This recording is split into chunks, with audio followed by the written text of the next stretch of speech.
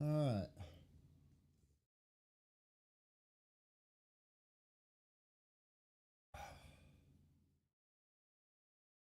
All right. So where were we?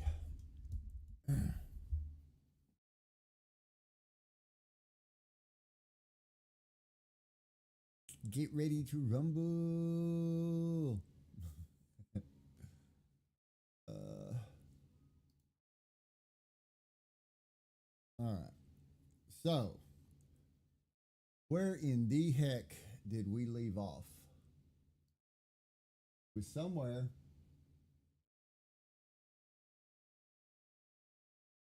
Oh, I guess I need to mute that.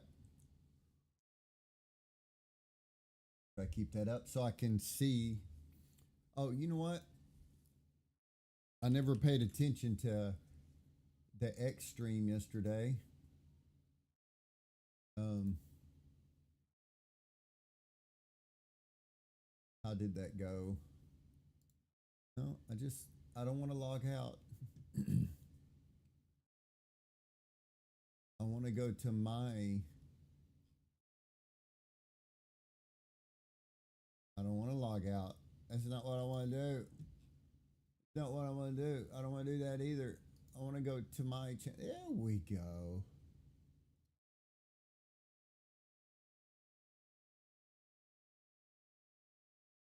Here we go. And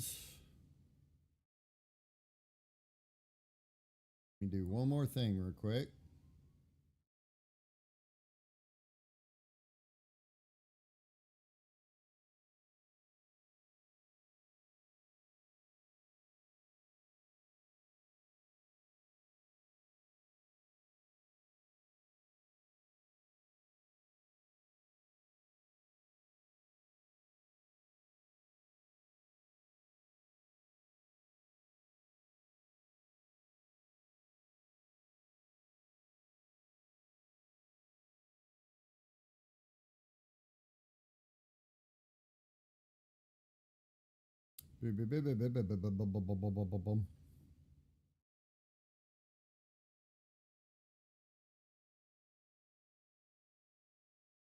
Ah, I think I've worn out my virtual keyboard on my phone.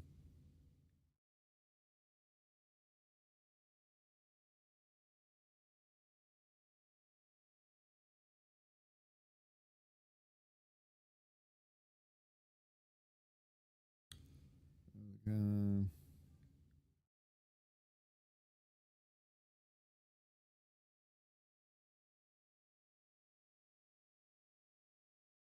all right, share.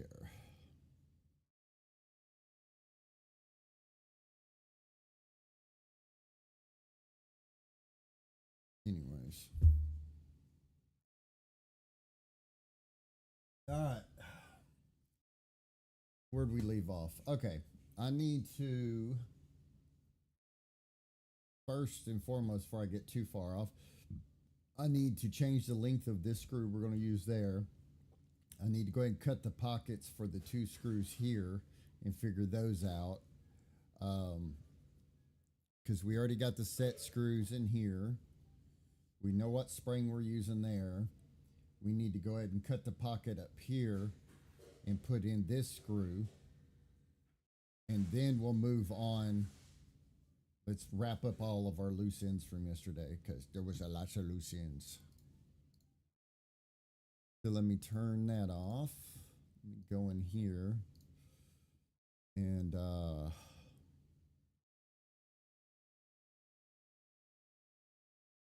ahead and chamfer all this out.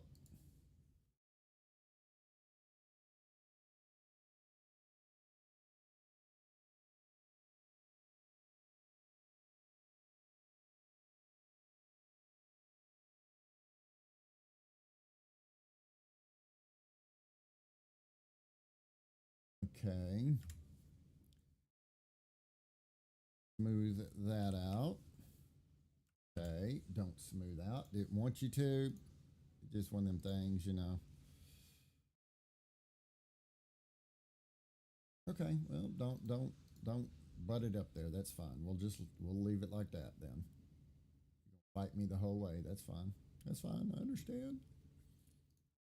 Um,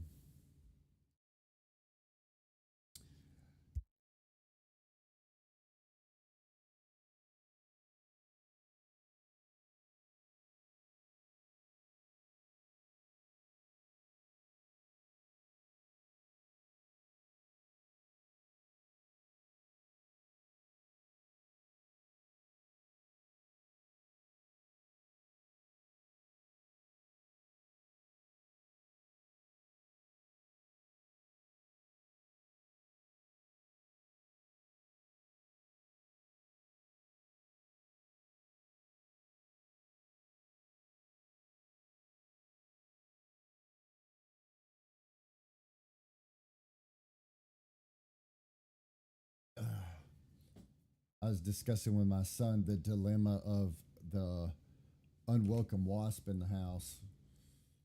Um,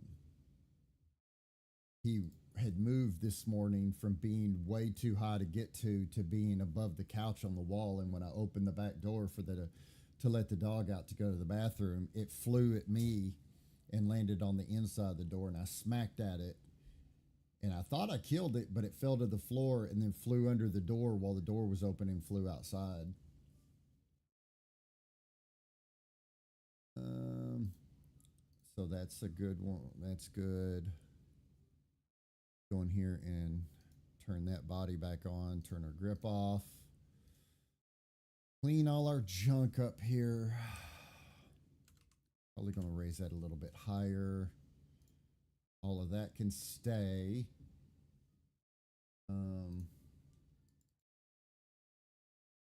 Clean our corners up.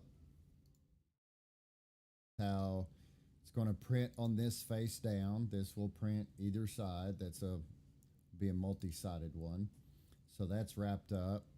So we need to go in here and do the same thing.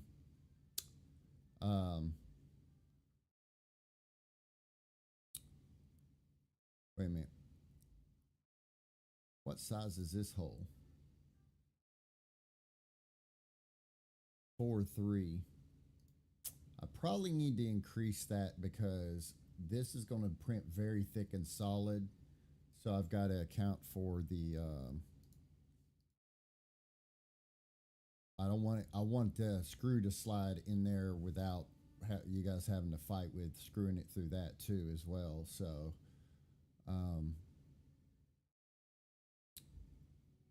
what did I say that McMaster? Uh,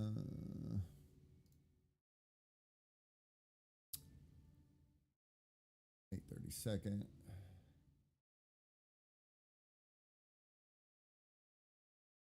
So I think tonight, me and my son and one of his friends, if they, if they still want to play with their, if he still wants to play with his old dad, may play. We played a escape room mini game last night and the night before, and stayed up way too late. And so I think we're going to start a full length game tonight. Um, See how that goes. We may end up streaming that. I don't know. 0.27.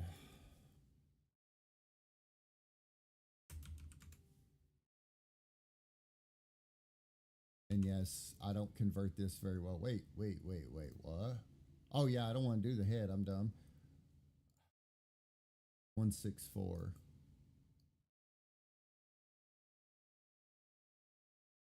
416. And I did, and I 416. I didn't give that much breathing room. So let's go in here. Let's just open that up some more. I would normally go to the sketch that I made this hole, but I think I went through a bunch of shit. Let's go to the sketch that I made this hole.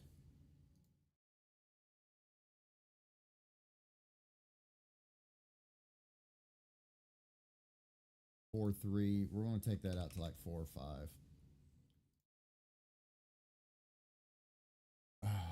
It's been too long since last night, so me trying to remember what I did or did not do.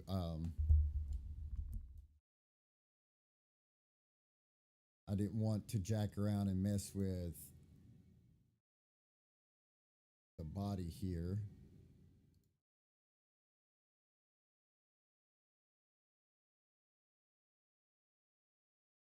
And I've gotten a bunch of questions from you guys, and I'm trying to answer them back. About just different modeling techniques and different things. Just, keep asking and keep them coming. I'm more than happy to answer any questions you guys have. All right, so that's the screw for there, and that's a pre-existing screw that I already carry, so that's good. I just really don't. Hang on, let me look at something here. Because I don't know if it's necessary. Look at my picture of my screw drawer here. Come on, stop it.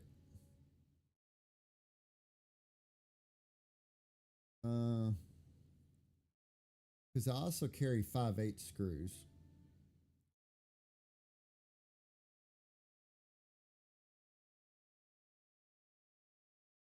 And these are just really hella long. Damn, I should have brought some freaking saline solution in here. My eyes are dry as shit. Let's bring in a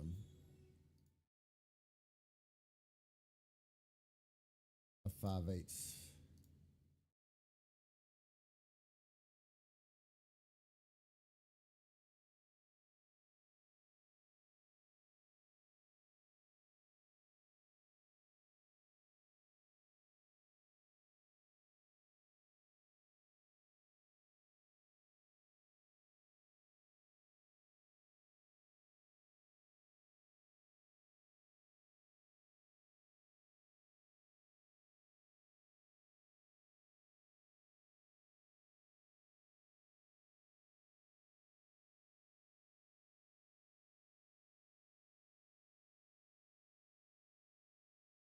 All right, let's.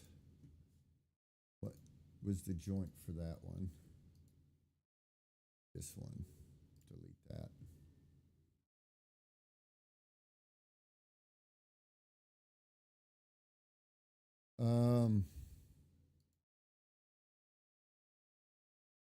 Need my frame part back here. Oh, that's going to be.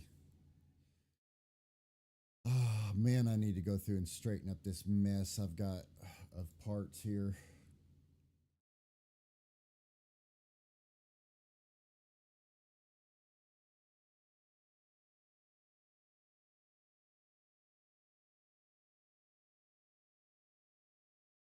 Go get this planted in there. Yeah, that's more than enough bite into that body. There's no sense in having these longer ones in here. Hey, Carter.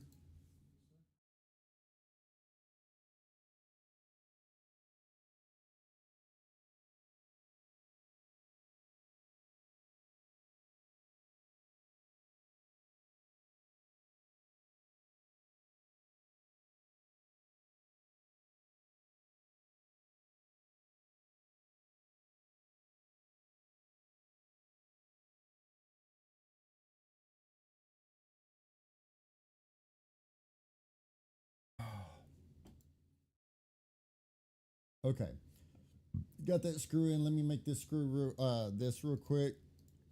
So this is a 8/32, 5/8 uh, Philister head. All right, let me turn that off. This hole was 4/5. So let's turn this off. Um,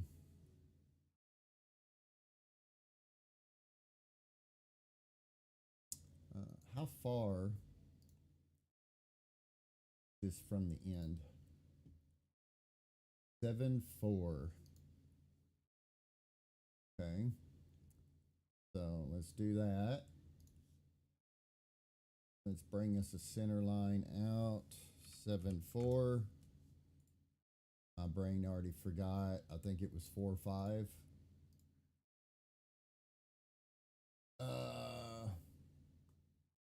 Inspect. 4, 5.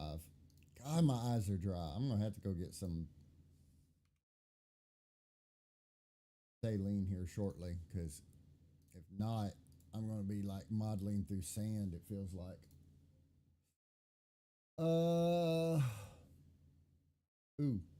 Well, wait a minute. Wait a minute. What we got in here? That. Oh, never mind. I'm dumb. We need to just turn that. Nope. Nope. We need to turn that off. I was like, uh-oh, I got a hole right there. Well, it's because this is just a pass through for the screw. So, because like I said, this size is 7.2. Whoa. Hold on. Hold on just a damn minute. That's 7.2. 7.4. Okay. 7.4. So then this hole needs to be, hang on. We'll just put it on this sketch.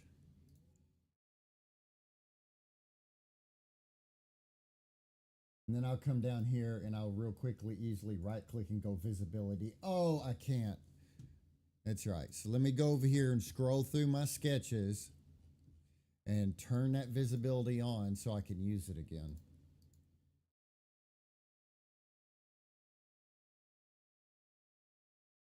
Now let me turn it off from my list, scroll all the way back up so I can collapse it, because that is so useful. All right. So there. That is in. That will allow us to put that in and glue it up there. That also allows us to, if we can insert it from inside, put our glue in the channel and slide it in, or put glue in the channel and slide it in from this side. And this will be something that we glue the heck out of, so that we have this part will print laying flat. So all the lines will go this way with all the bunches like probably 6 walls thick going around. This right here will have its print lines this way, but also be very thick walled. So when you glue this into this, this becomes one solid.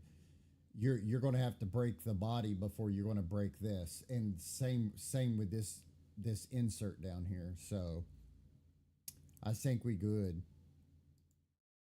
because yeah, that insert's going to print standing up. So all right, so that we got that, let's put our grip back on, and let's turn our body off for a second so I can see what I'm doing under here. I want to make this hole 3.9. So let's turn that back on. Let's turn this off. Well, nope. Let's turn that back on till we get our. Oop. Son of a. Did I screw up? No, I didn't screw up. That's just how big it is. Yeah, 4.5, and we want to do a 3.9 mil hole. So I'm just going to project that down to a 3.9. Learn to type. I'm just going to pull a hole for right now until I add another screw here.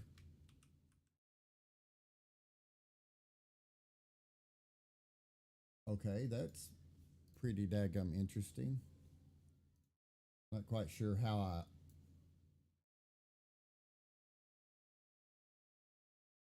okay. Turn the visibility on. Oh, I was moving an invisible screw.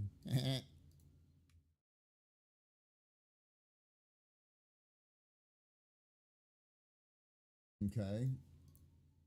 I want to insert this screw right there. So now, hole was fine. This hole I can reduce back here. Turn this dude off. Turn this dude off. Turn that dude off. What is my extrusion for here? And I want to reduce you. There we go. We don't need such a deep hole. All right. So that is all cleaned up. Let's turn off this body and make sure that we are good to go with, let me turn my opacity all the way back up. I need to go in here and I need to put my starter hole. All the edges are rounded, smooth. Edges look good there, looks good there.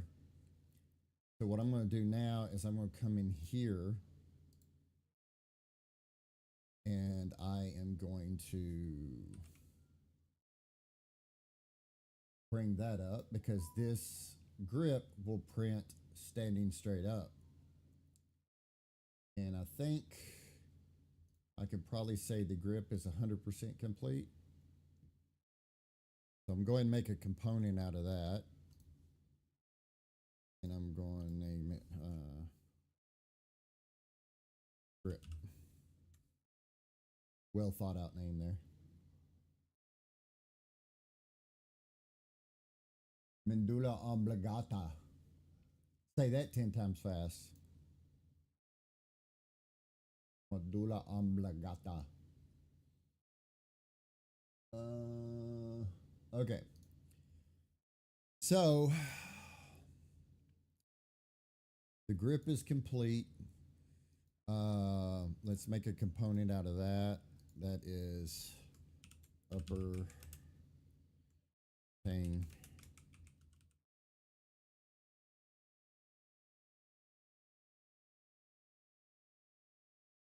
Think. Is that how you spell reinforcement?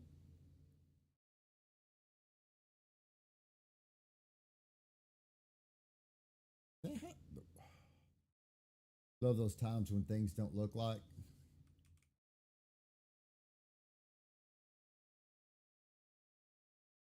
Is that how I spelled it down? Reinforce.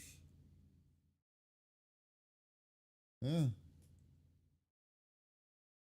It just don't look right. And then we need to do the lower.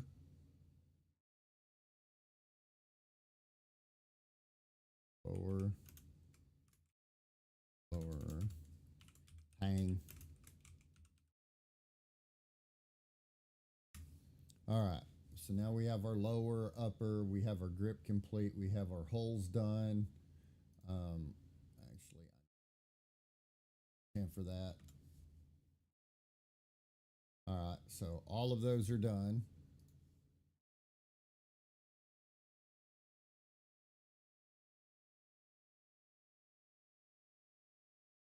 Okay, so we don't need the grip, reinforcements on, turn our body back on. Well, actually, turn our body off. Hammer should be completely done. Trigger should be completely done. Let's shorten this screw because 24.4, what does that equate to? 0.96. So we need to go back over here. Whoop, nope, not metric. 440. Slot. Stainless steel. Yes.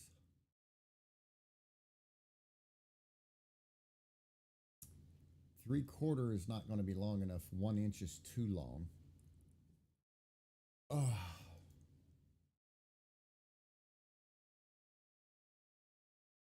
Whale poo. Crap. Crapoli. Um,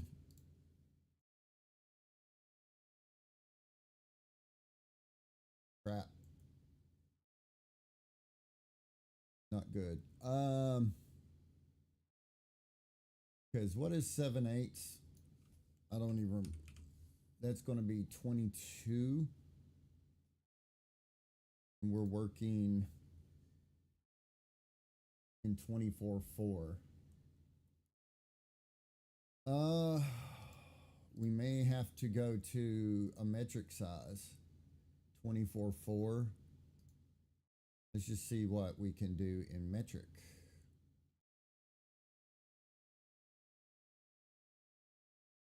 Metric oval head, 12 millimeter.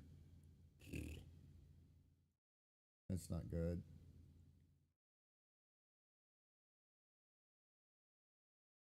Because most of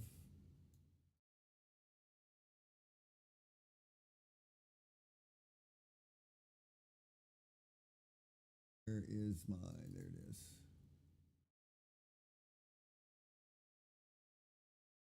I know most of these screws, what screw am I looking for? The lever action. Well, they're kind of, they're, I guess the Philister heads would be fine. The Philister heads will work there. Um, all right, so let's shift a gear and we'll go look for a Philister head screw. Inch. But the 440s heads won't be big enough. Let's see, 6/32 head. We'll check that out. Because I do stock those as well. Philister. See what size. Oh, that's not what I want. I want to go down. What size is 0.226?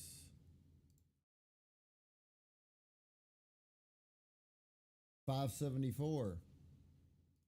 That's within where we're at right now.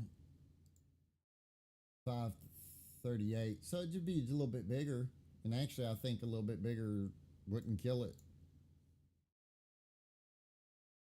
So, but what's my length availability? 7/8 is where we're going to be.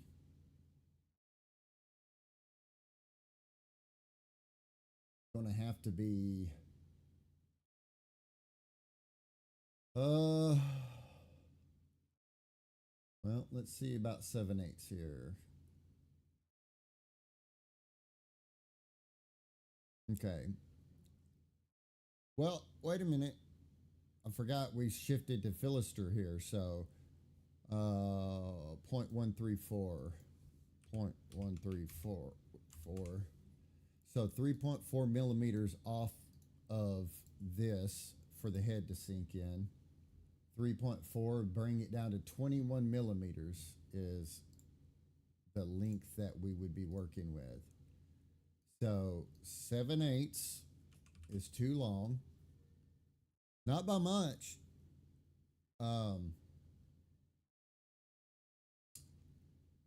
See, this is where we get stuck in this little world of too long, too short. So that would 3/4 would be 2 millimeters too short. But I really on the Philister, I really don't need them all the way in.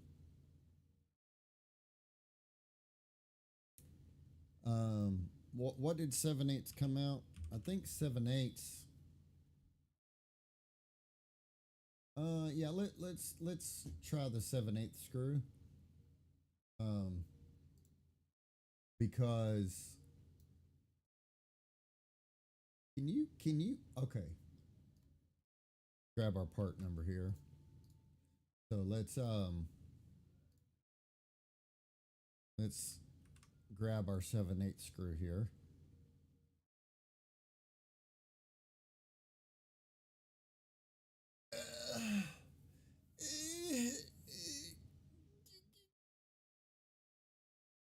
Yeah. What's the print room doing? The print room is print rooming.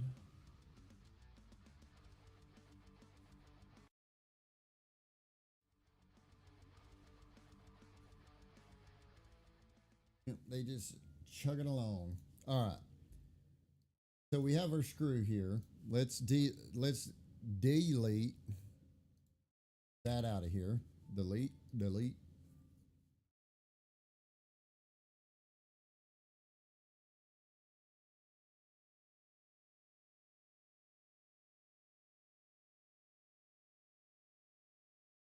Oh, damn it. I forgot in here you can't delete, you need to remove. If you delete, it rebuilds your whole stupid model again.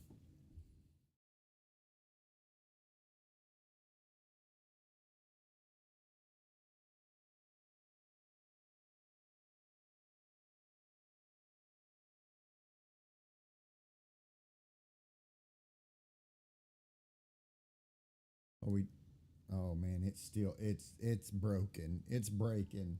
It's freaking out, man.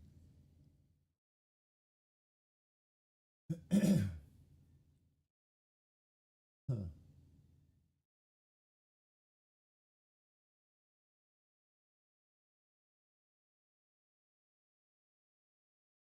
Yep, yep. Here, we're just gonna back up and I'm just going to remove it. There we go. So it's still sitting there in la la land somewhere. So really, I only want this screw to set into right about there. So we got 2.216. 2.2. So 2.2.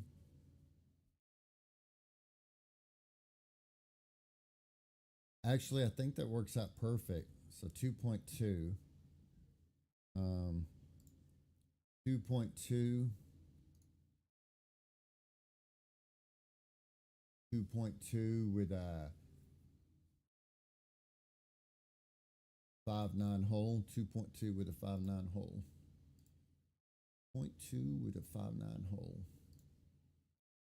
Point 0.2. The 5.9 hole.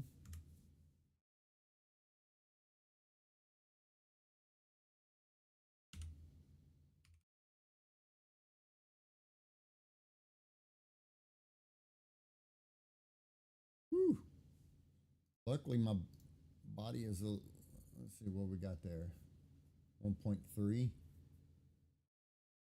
1.2 would make it a nice even number, but let's set this dude in here real quick and see what we're looking like.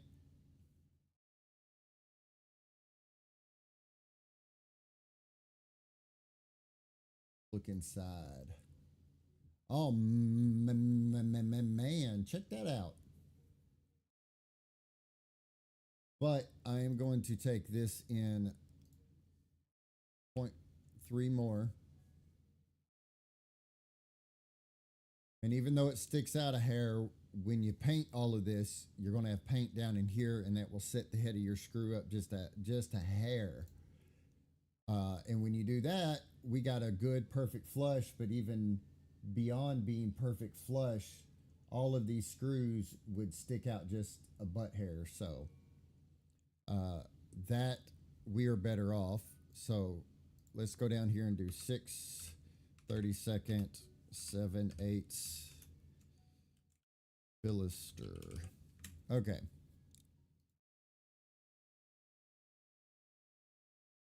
Okay. And actually, I've only been putting one L in there, so that's or have I? Bill and how in the hell did I spell that?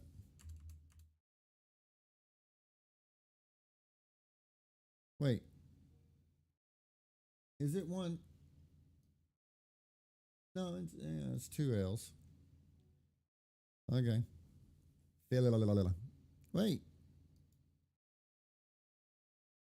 Did it change it back again? Bill I asked her.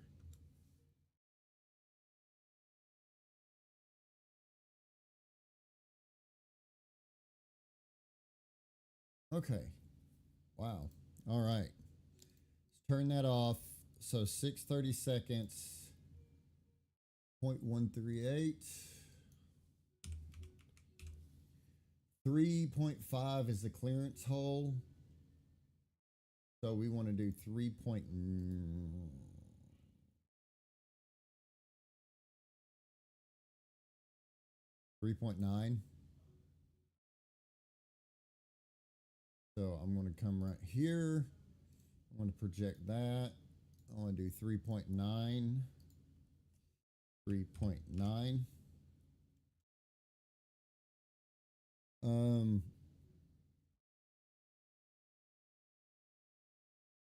So this 3.9, I want it to be cut. Turn my lever back on because I just want to make one cut for all of this. I need to go to this side because I want the screw to pass through all of this and screw into that side. Oh yeah, there we go. So then this side, if it's 3.5, we're going to do 3.3.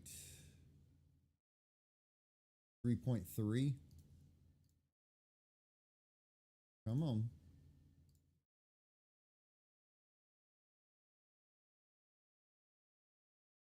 All right. So let's get it cut up in here.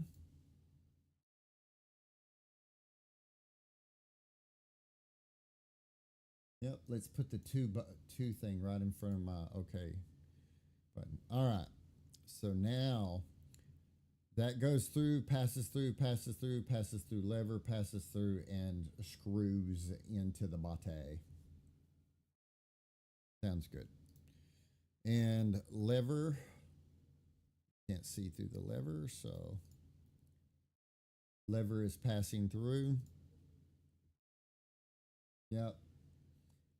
So now if I inspect this and look for some interferences, I should have, besides that, I have interferences on my threads. All right. So now that screw is correct and done. Let me turn the lever back on all the way. Turn it off for a minute.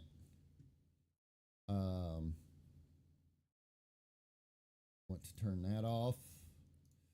I want to put 0.4 so it can grab and cut. I'm going to go through and put a 0.4 on this. Put a 0.2 on that.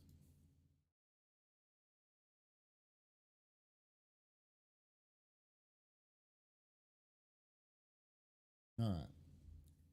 So that is as it should be.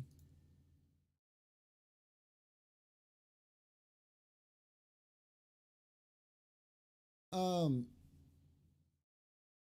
no, Inventor had a local library, but it never stayed consistently updated.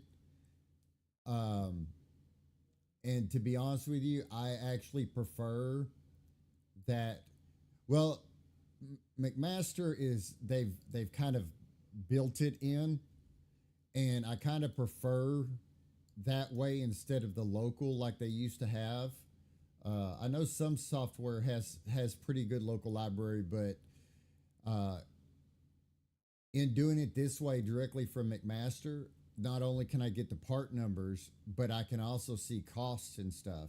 So when I go to order, I can compare it to where I order from, like the cost variation of all the screws and stuff. Um, yeah, like Inventor had a built-in library, but again, like I said, it never stayed up to date, and it was the hardest thing in the world to sort through. Um,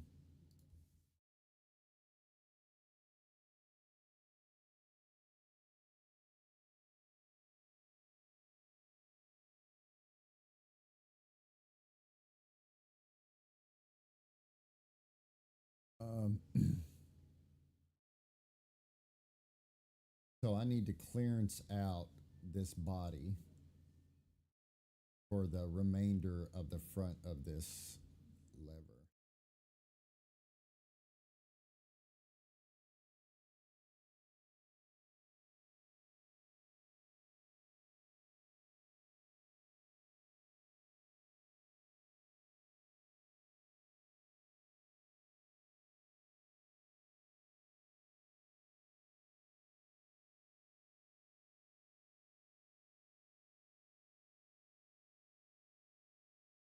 Turn that, get rid of those.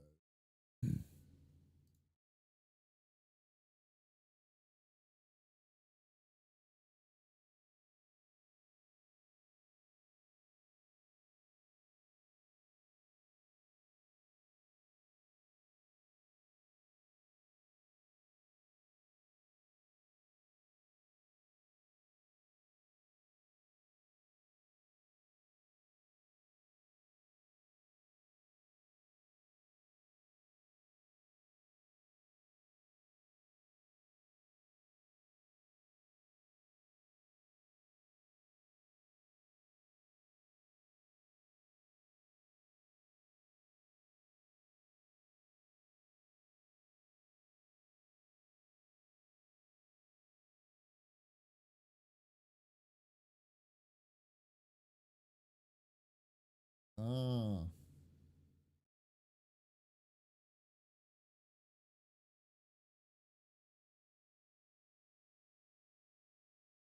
that's why you weren't connected.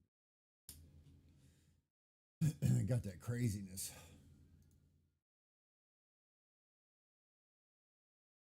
Come on. Come on. Ugh. I wish they would really work on that.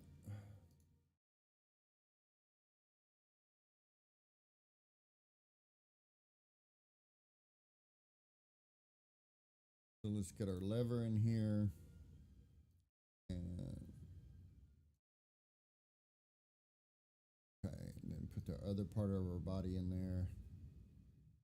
So I need to. No, I don't. Ah. Um. I need to. I do need to make an account for that. Capture that. Um. Turn the lever off. Get part of the body off.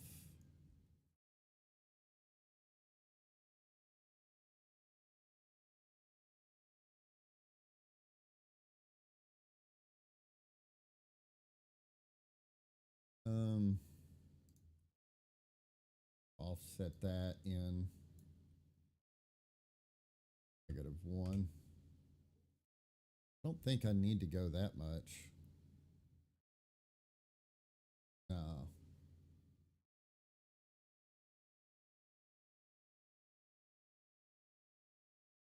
0.6. That.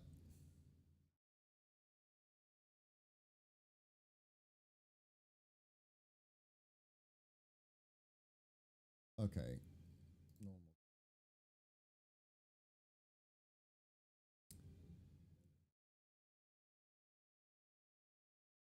Um. Rest of my body. I need to bring that to that. Well, dadgummit. I didn't want to do it like that.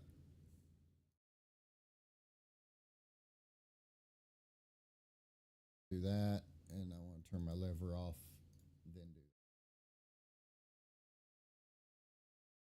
that. So there is the clearance that is needed. That's perfect. That all the way back. Let's do this. Um,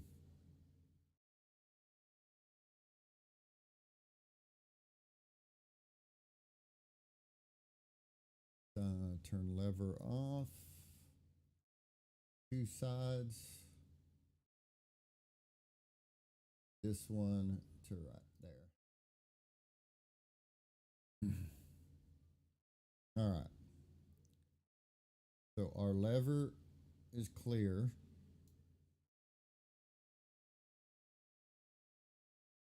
That is the way that the body looks without the lever in it. I don't have that video pulled up anymore.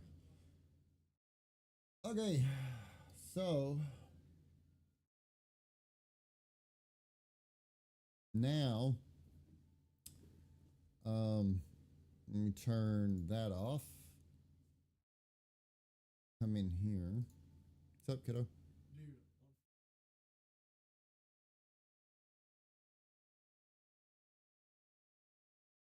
Is it? You have to click and strum. Oh God, how do you strum? Space.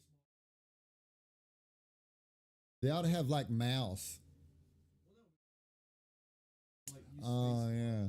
but But what if you could strum with your mouse and then just use the keys over here for like the? it's 5 lanes.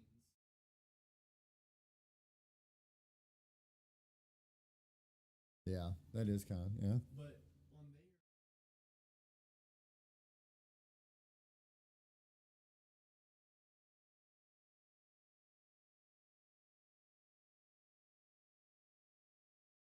No. I think they made.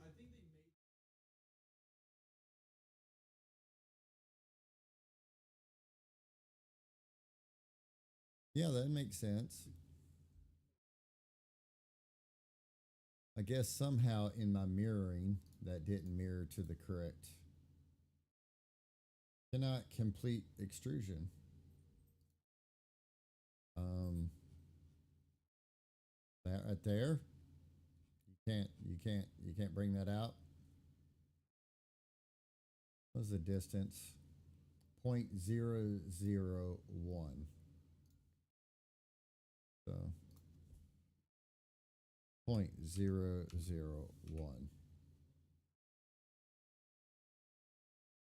Well, I'm telling you, I don't know what the hell is going on with this software from this last update. I just, I don't know.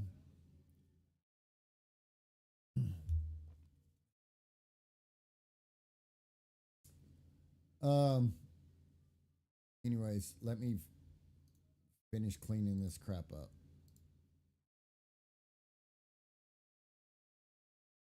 Um.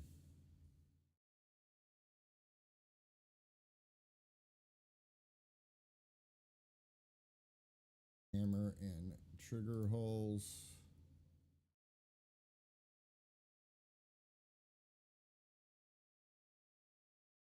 Front, back. Or these are the correct size.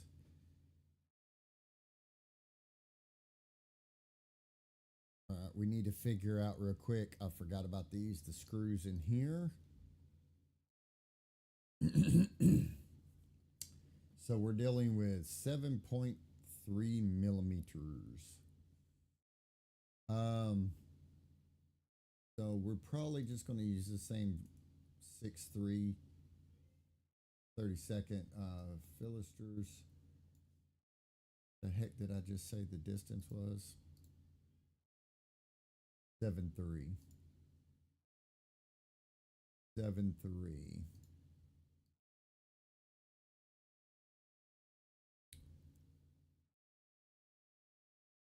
Got to count for the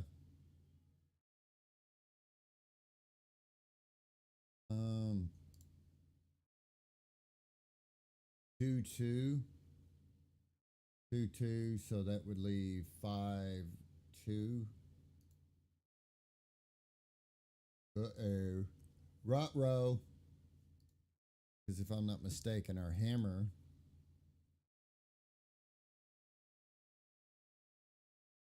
Oh no, that's right. Nothing gets in the way. We're good. We're good. Um, so quarter, 6/32. Wait a minute.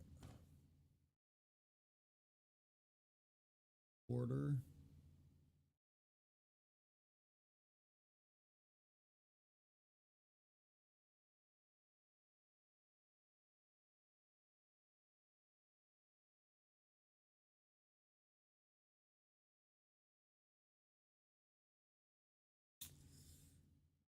Let's just stick that in there and see what.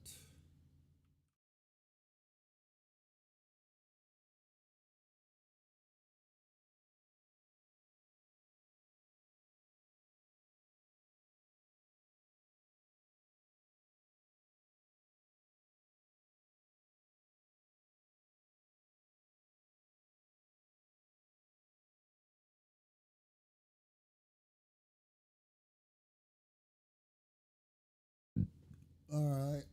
So I made this 5'9".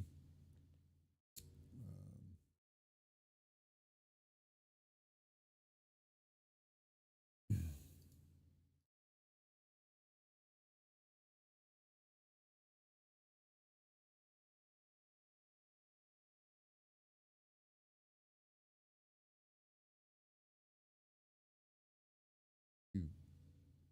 Yep, can't turn visibility on down here. I'm going to say that every damn time I got to come scroll through this list and turn something off so I can freaking do something. 2.3. 0.3.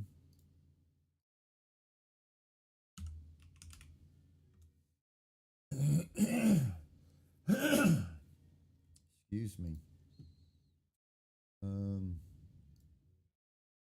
Go ahead and set this dude in here.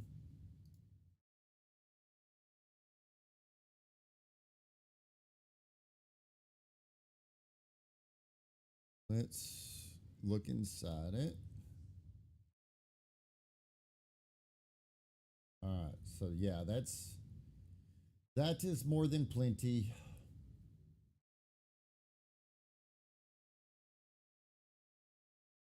And that does not interfere with our hammer or trigger or with our lower third. Nope. Good. So we'll use the 1/4 inch. So basically, it looks like I'm buying a whole bunch more screws to stock. That means I got to start my 4th drawer now. So this is a 6/32 1/4 Philister. Turn that off.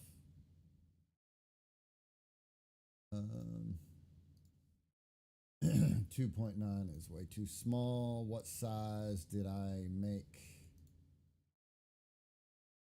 this? 3.3. All right. So let's turn that off. Let's come over here. Let's project our hole. Extrude. Whoop. 3.3. Go ahead and cut it in there.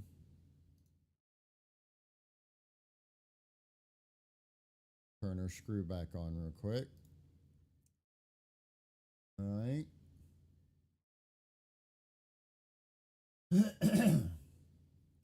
Damn.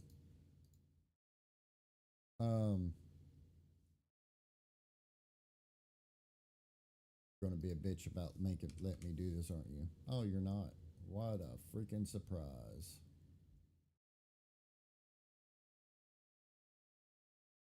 All right. Let's turn our body back on.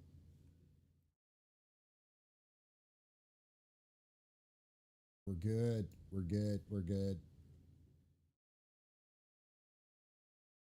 Put our screw back in there.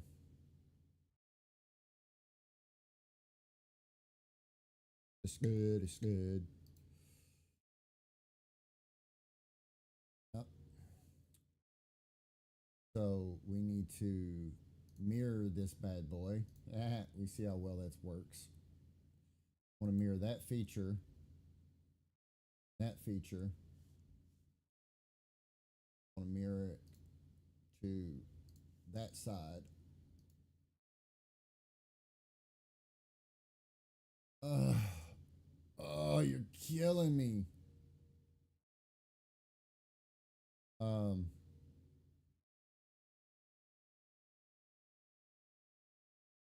turn this body off. I want to mirror, please and thank you.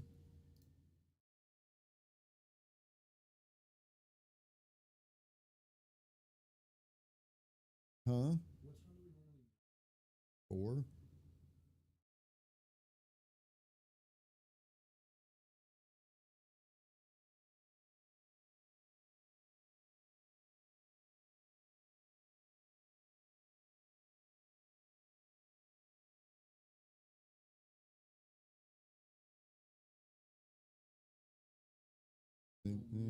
No, we'll meet at 4 like normal.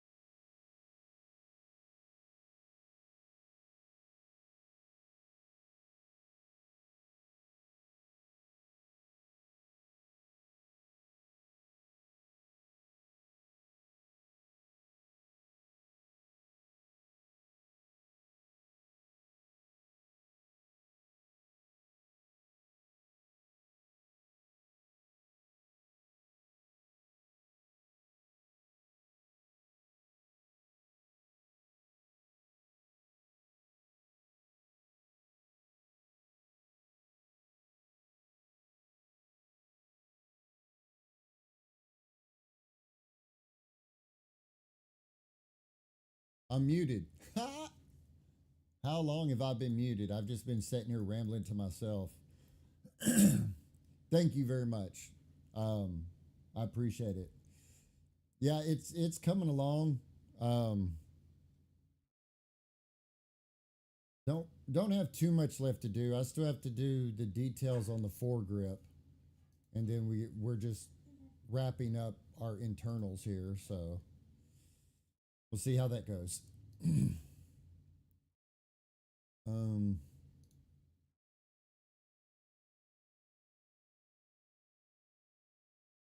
there you go. Thank you. It's probably been 20 minutes I've been sitting here just rambling to myself, but you know, I guess that's about normal. Um I did forget to do one thing. I think I did the top, but I didn't do the bottom. Sounds about right. Um Should just be 1.9. Turn this body back off. Okay, wait a minute. I'm pretty damn sure that that was there a while ago. Or am I losing my mind? I mean, I might be losing my mind, but I'm pretty damn sure that I had already done this.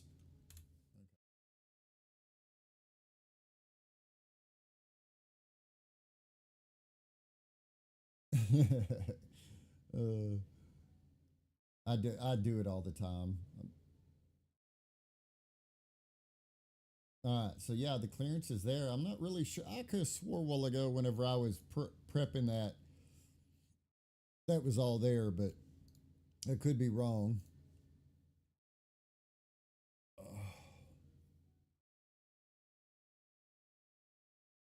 All right, and this is our upper and lower. All right, so that's maybe back where it should be. All right, I think we got all the screws. Oh, one last thing. Let me finally once and for all go through here and straighten all of this out.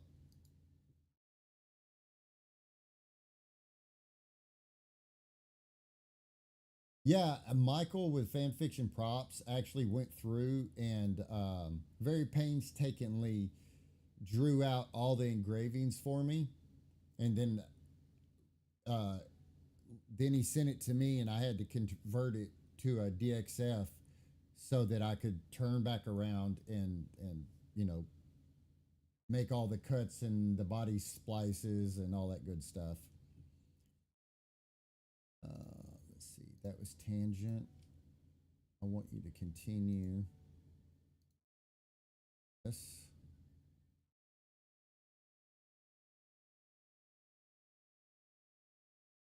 Still being a pain in the butt, but that's fine.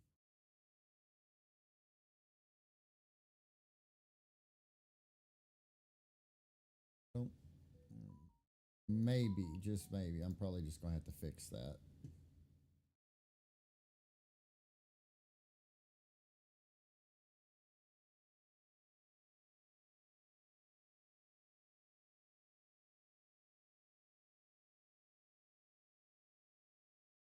See what's going to throw a fit here. Yeah, I figured you were going to throw a fit. Whatever. I really need to fix this, and this is really pissing me off. I want to pull that out 0.001. What if we do 2? What if we go too far?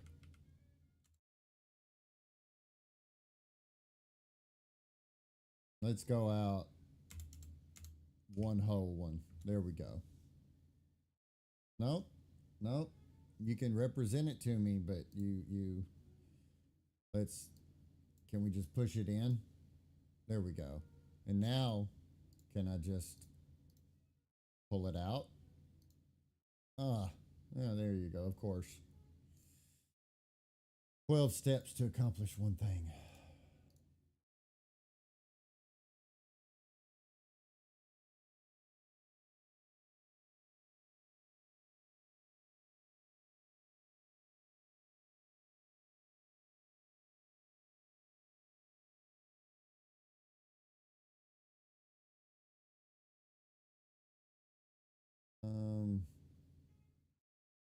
Probably go ahead and do that too.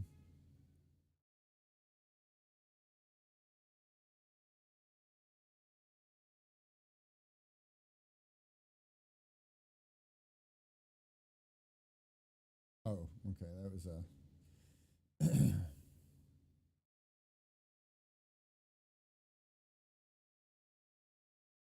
Here we go.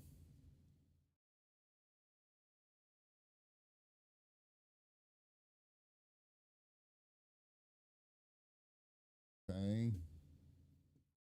I don't want to do the outsides of it, but do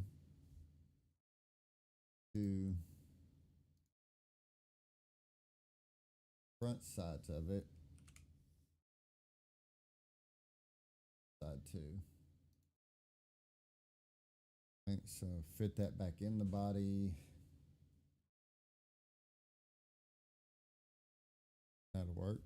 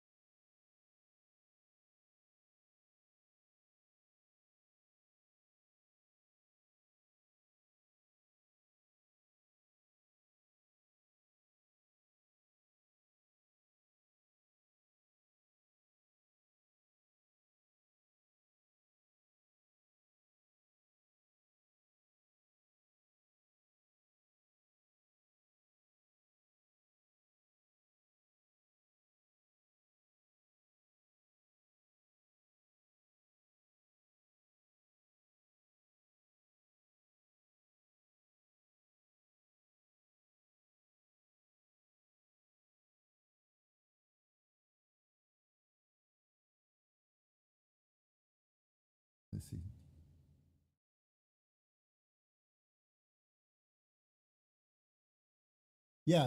There's a clearance gap in all of my part. Like this is a separate part down here. Um, so yeah, everything that I do is all has a clearance gap because everything I make I print. So um, it'll all end up being a kit that can be printed. So our lever. All right, so let me put my trigger and hammer back in here. I guess I need to go ahead and cut in the firing pin.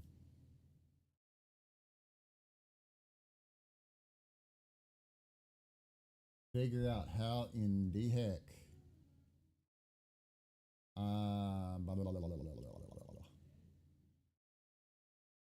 Guess I'll have to figure out how far back. Well, how far back is pretty easy because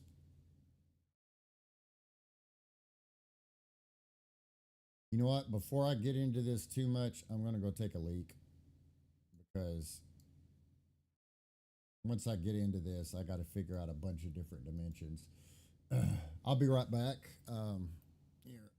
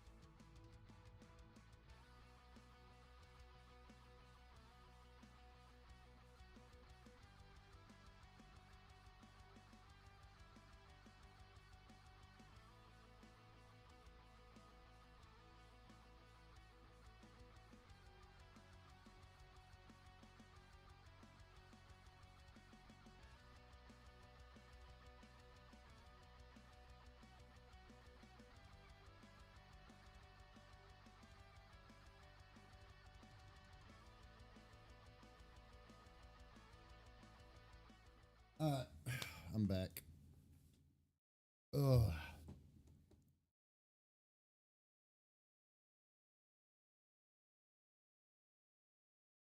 Let's see what we got here. Okay.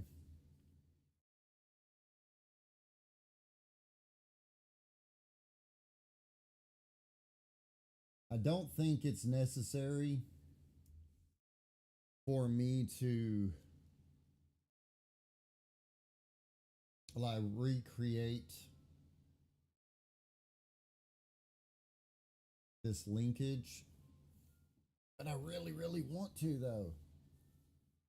Like, I really, really want to.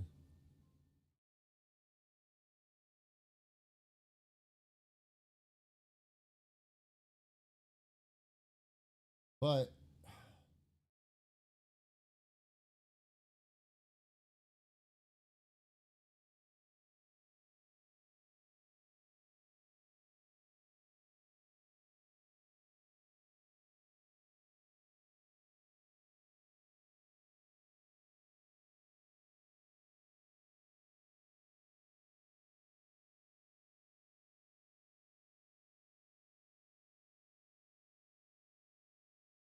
what size is that firing pin?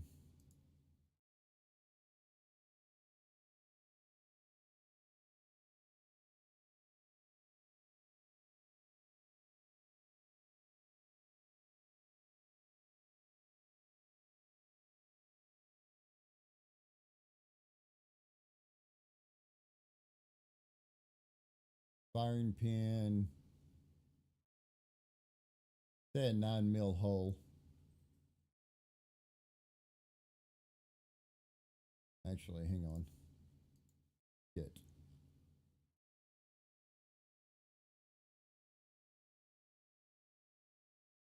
It actually comes down to about there. So yeah, 9 mil hole.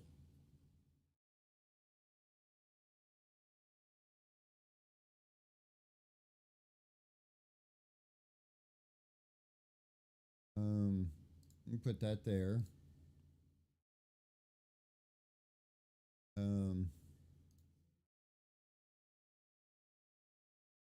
Come down. We'll say. Okay.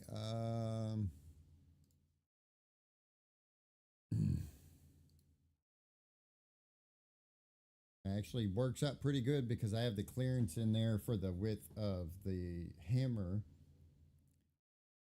So if I was to actually, you know what? Let me anchor this up a little bit here.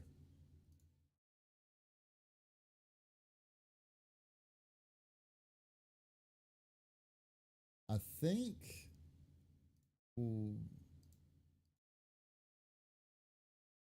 because I'm going to need some pretty good clearance for the 3D printed fire pin to have plenty of room to slide in there. I think what I'm going to do is just take this all the way out to like 9.4 because excuse me, where's my Colt Navy at? Open up my Navy, because this is 9.2. That's 10. So that's 0.8. That's a pretty loose fit. Let's turn most of this off.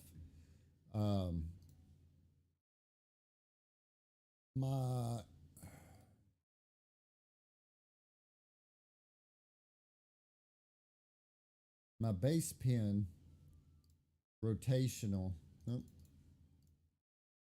so that's a 10 millimeter hole, and my base pin diameter ended up being 9 point. So it's a 0.7 to 0.7.5 clearance. So almost a 0.4 on both sides. So a 0.8 clearance would probably be more than sufficient.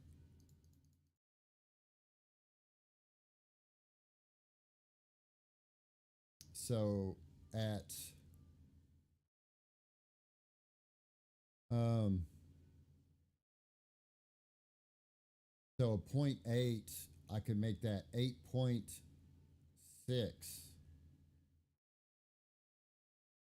Um Wait a minute.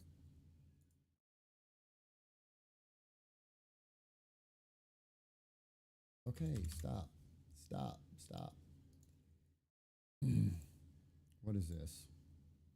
The 9.6. We could go ahead and do stop. Stop. We could go to 9.6, the full width of our opening. That would give us an 8.8 rod, which is pretty much what it is. So so if I was to come all the way, go ahead and give us plenty of room for now. Because I have to have room for it to stay in here. Because the rod, let's see the length here. The firing pin has the angle on the bottom to push past that, and then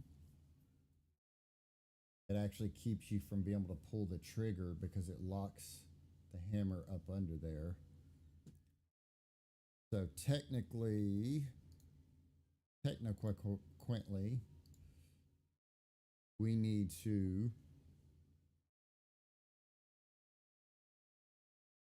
this rod is going to come up about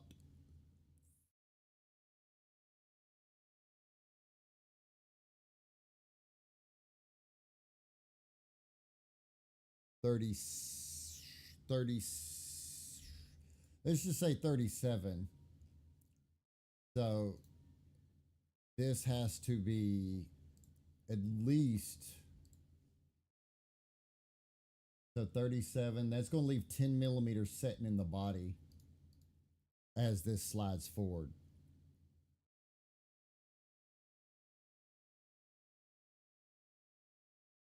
So if I make the firing pin the full length of this, slide forward to cock that back,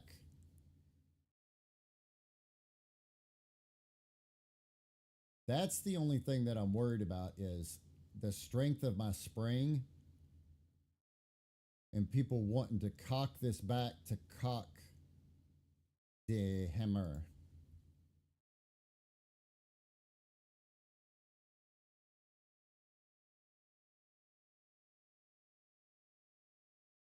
And because of the way the firing pin is made with the cutout, it starts its push flat against this. As it gets to this point, that cutout pops over the edge and it locks to keep you from being able to pull the trigger and the hammer go anywhere while you have the lever action down. But that's also why you can pull the trigger and lever action the hell out of it, and it just keeps firing as fast as you can rack the lever.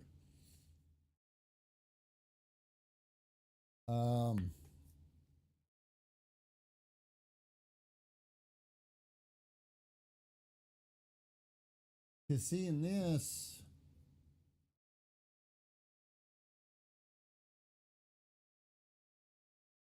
what I'm worried about, where's the open? Oh, there it is. So in this diagram with this, it slides on the inside.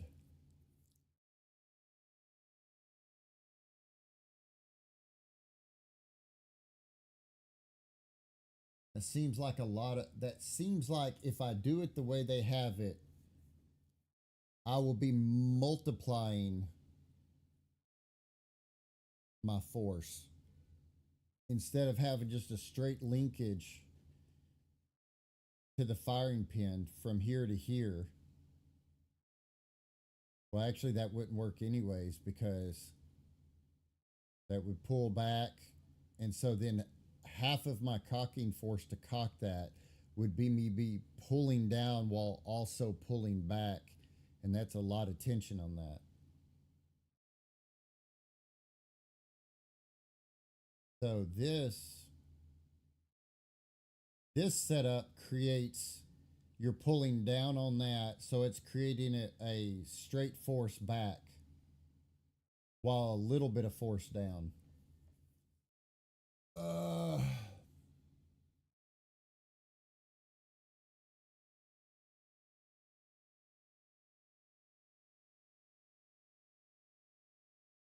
Now I know with doing a past lever action for my volcanic, I didn't really have to worry about strength. Um, because this was, I've never broke one of these, and I've racked the hell out of this 100 times. Um,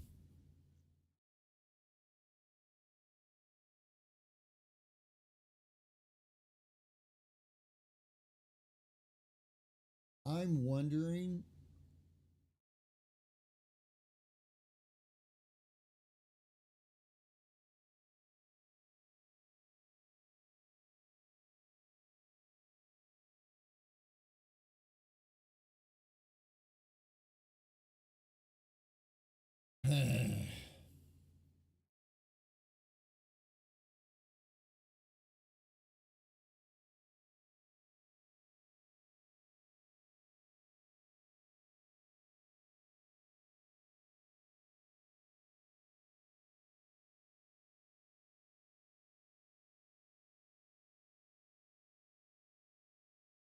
Let me think this through for a minute.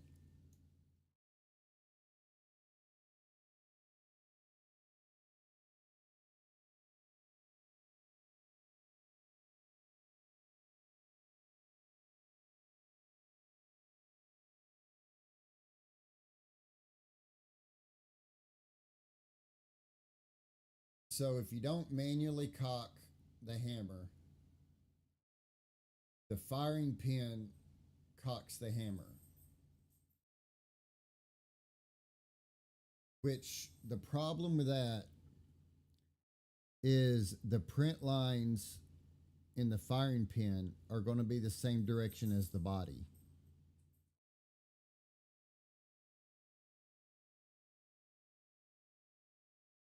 So no matter what I do, soon as this firing pin starts pushing this hammer back, there's going to be a butt ton of force pushing up on this, which is going to make it damn near impossible for that to slide. So I think what I need to do is I need to fake it till I can make it. I need to linkage the the the cocking lever to the hammer so that when you cock it, the lever is actually pushing the hammer back.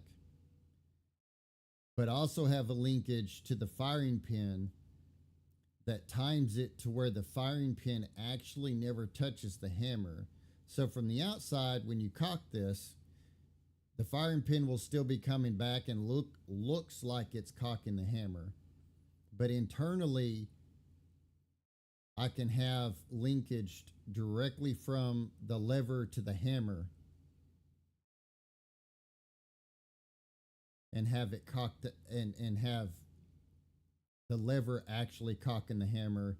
And this will move with a second linkage just to represent that. Because there's no way that you're going to make this firing pin. Even if I was in the kit to make this firing pin out of something else, soon as you get back on this hammer and the hammer is fighting to want to rotate back up, it's going to push up on this and it's going to drag in the frame really bad. So I think the way to do this, like I said, is to linkage the lever to the hammer, so when I pull down on it, it pushes back on the hammer. so that all the force is built into here. And this is just being drugged back and forth for looks. That's the best thing that I can come up with. Um, so let's see what that looks like actually translated into reality here.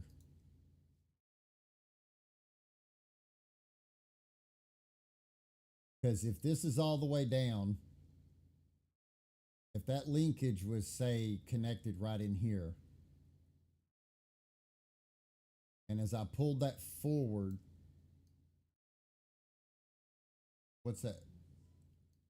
How much distance?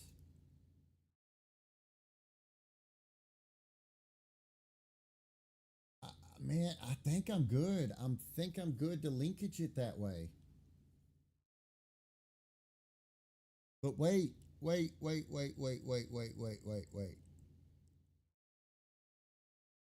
It's going to have to be a slide linkage because I need to be able to bring the lever back while the hammer is still back.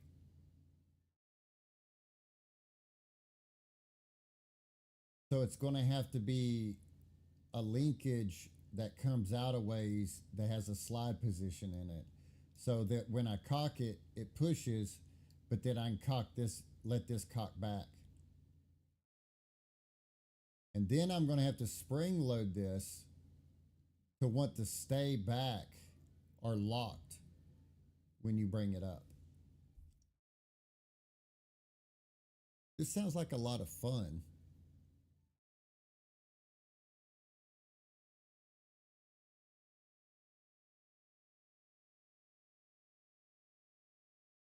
I I I thought about doing that, flattening the bottom out. But the problem is until this hammer locks on, and this is what I'm thinking, before the hammer locks onto the trigger, it's a lot with the spring that I have in here. It's going to be a lot of rotational force up. So even if the firing pin, I don't make it like it's supposed to, where it kind of goes over the top, where it's still just contacting here, that's still force going up. And unfortunately, when you have two parts um, that they like these two parts, the print lines are this way and the print lines are this way. When you put them side by side, it's that's all it wants to do. And even if you paint the firing pin, it's just going to mar the crap out of the firing pin. One or two good times, paint's gone off the firing pin.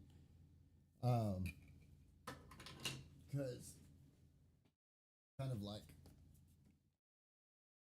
on here with this back and the trigger knot, it's got a lot of upward rotational pressure. Like it's pushing my finger up and forward. So it's kind of like if I put my finger in there, it's pushing against this latch pretty hard. So then for me, for if that latch was to move back and forth inside of a body and all the lines, I mean, I could print the firing pin in a different orientation, but I think since how stout this spring gets back here from being compressed so much, I think the upward pressure from that hammer wanting to rotate up as it comes back around, it's just going to push it into the top of the body inside and just be a pain in the butt. But I think the linkage thing, probably about the only problem that would have with the linkage in here, doing a linkage idea, is so the linkage should come up and attach it to the hammer right in here, is a set screw or a dowel pin. Hang on a second. Let me see what size all the dowel pins I carry. because I think there's a 8 millimeter dowel pin in length. I have a 10 and an 8.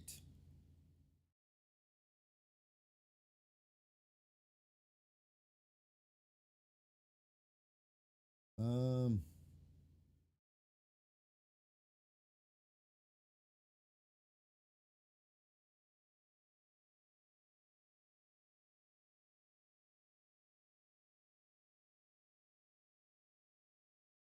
and I would definitely want it to be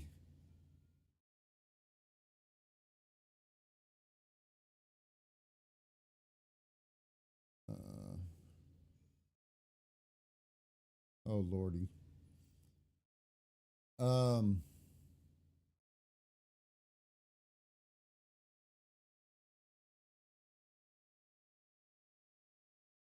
um,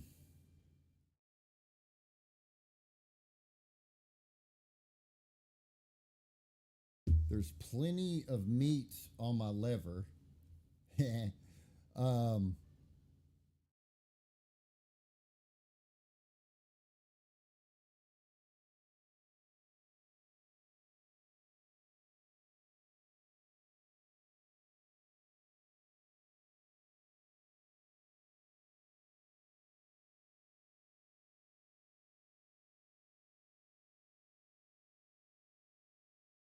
um, let's do this. Hi, baby. What is it? Come here. Come here. What are you doing? Still yucky outside? Is it still yucky outside?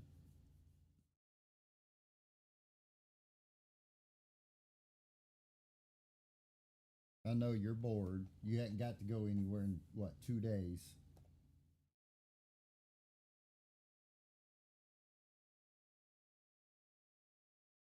What do you think about this? Cookie? Hang on, I'll be right back.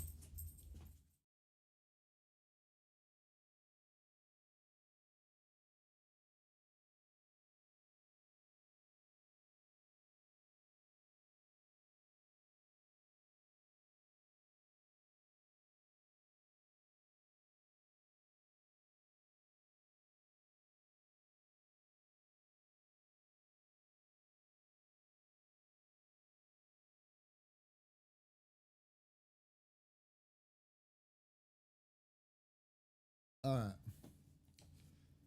Let's just do a little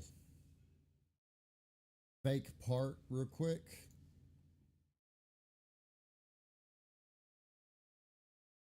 We're just going to put us, we just need a hole. Um, um, okay. We'll just see if it's even doable with one linkage. Um, so does that stay? Oof, that needs to come down some. Probably a lot.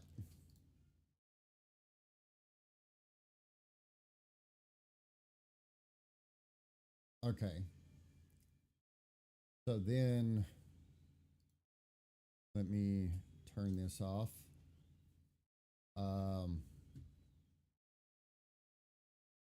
Let me make a temporary part real quick.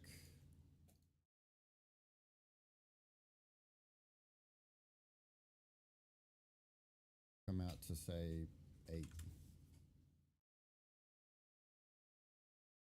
8.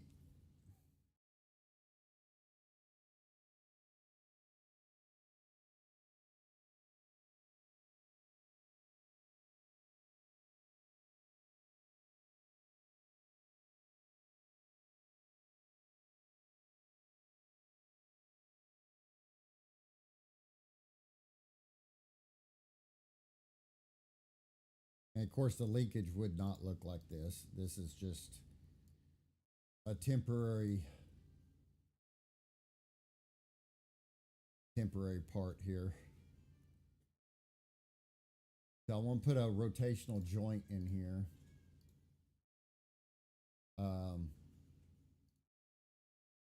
Want to do it against this hole to this hole. And I want to do it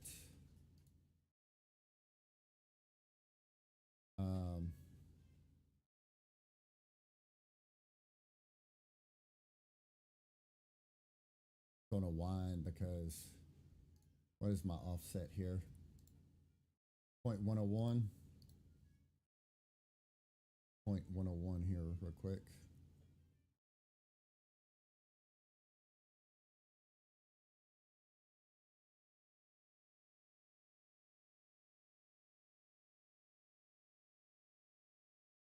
Turn my lever off.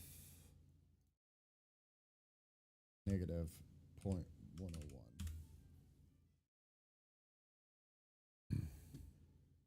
Turn lever back on. Rotational joint.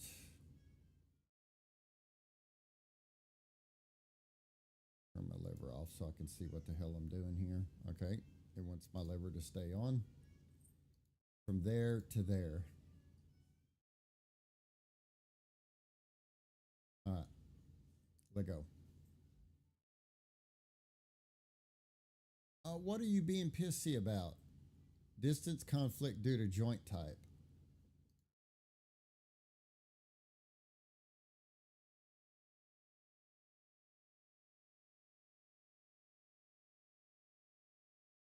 Why? Why are you being, what are you being pissy about? Edit motion limits. There are no motion limits. Edit motion. There are no motion limits. So in reality, hang on, is this somehow getting anchored? Oh my God, rebuild my whole thing. Go ahead.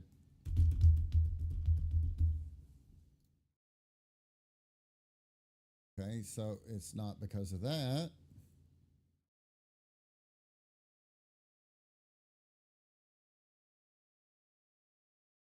You are mad about both of these.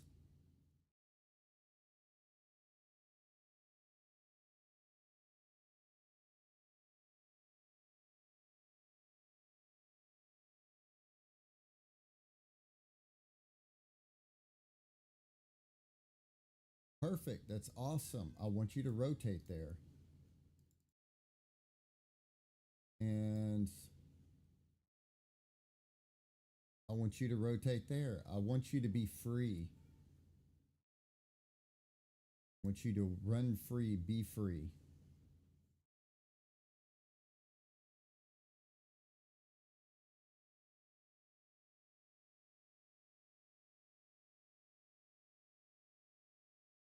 Wait, why is it trying to dick around with my joint down here?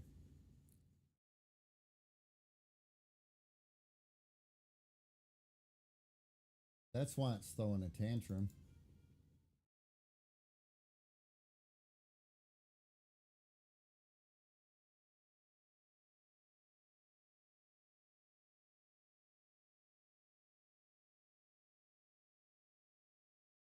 But it shouldn't be moving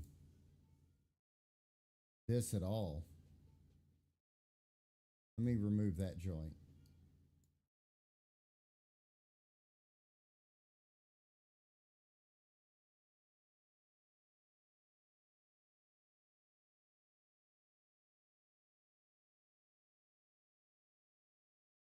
And remove that joint.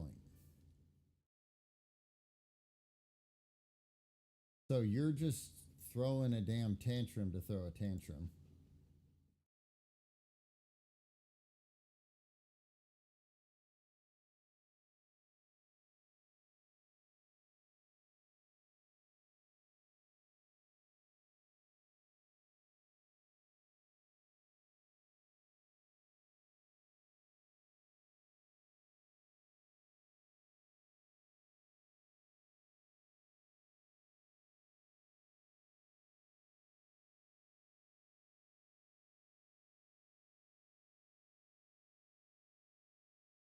doesn't make any sense whatsoever. Here, let's do this.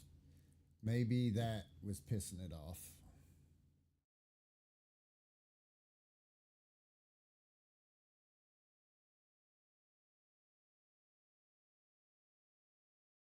Will result in a conflict. I don't.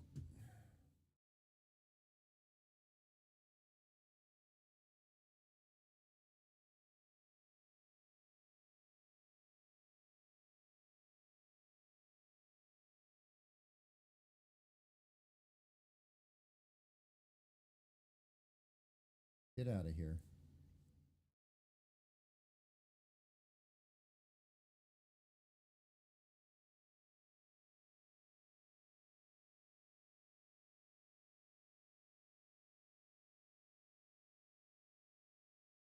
Okay, am I just losing my damn mind or am I losing my damn mind?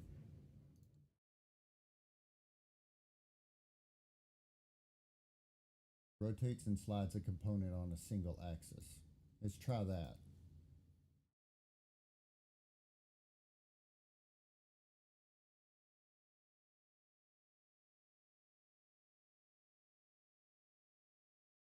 No. Cool. You get back up there. So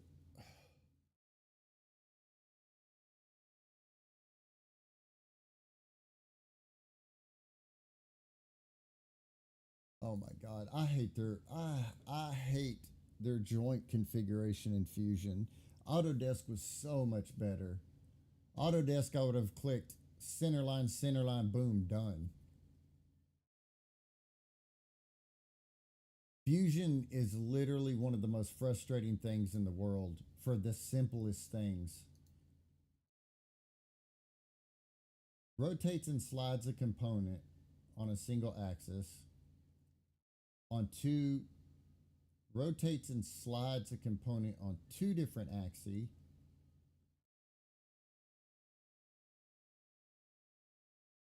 Rotates a component around the joint orientation.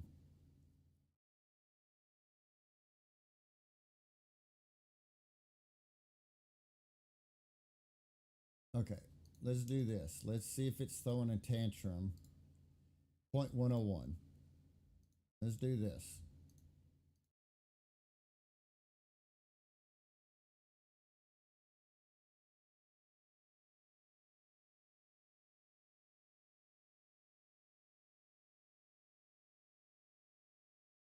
No, conflict.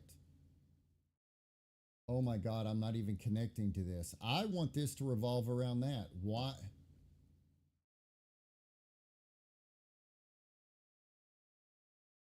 It seems like the only time these stupid revolves even work, if I go in here and tell it that I want to select the internals of and make it on the inside of this.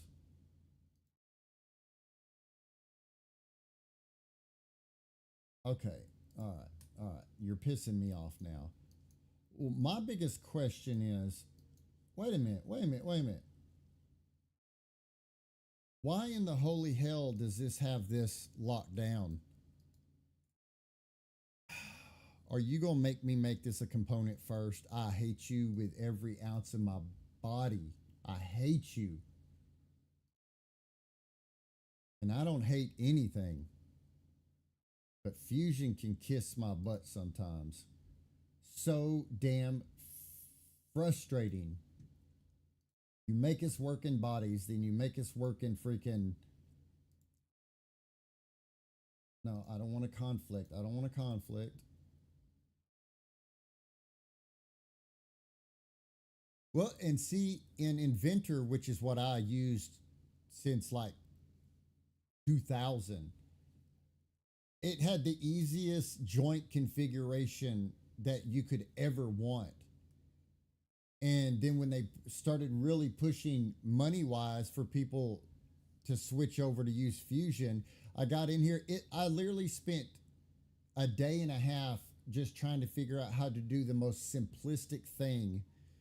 And then if you mention it on their forums, you get all the fanboys go, "Oh, you just don't understand it that well." No, I understand that I don't like spending all my time unnecessarily. Okay, what conflict am I did it okay, so it put it directly against the body, even though I offset it. Let's offset it. I don't want a degree. I want 0.101. And that's our offset here, 0.101. That's where it's giving me a conflict. It didn't save what I did. So I want to do that rotation to that rotation. Hang on before you give me any damn problem about a conflict. 0.101. And you're still giving me a conflict. Because there are conflicts with assembly relationships in the design. So you're throwing a tantrum.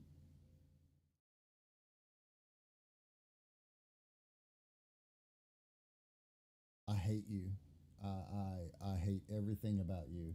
You are a free spinning joint that has no restrictions whatsoever.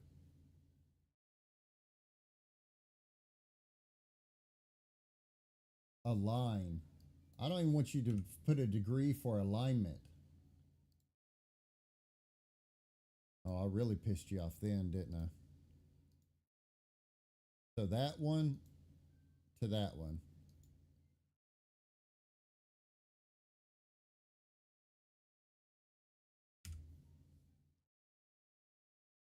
Okay, so you'll do the whole flippity dippity bullshittity thing, but you are. Oh my God, your ability to manipulate in this sucks so bad.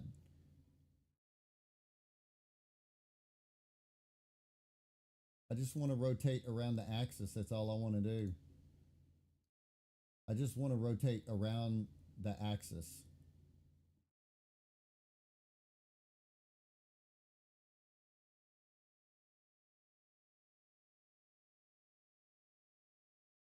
Rotate around the axis. That's all I want.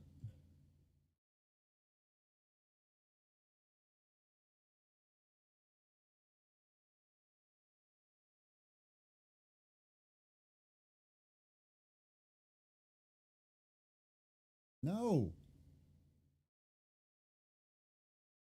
Oh, I'm dumb.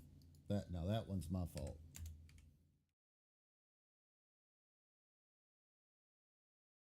Conflict. You have a conflict.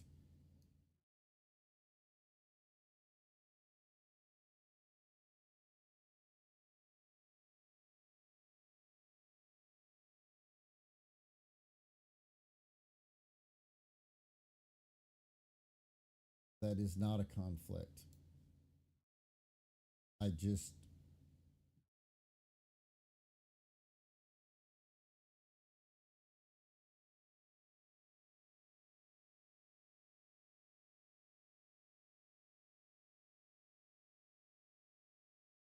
I wonder if it's yeah.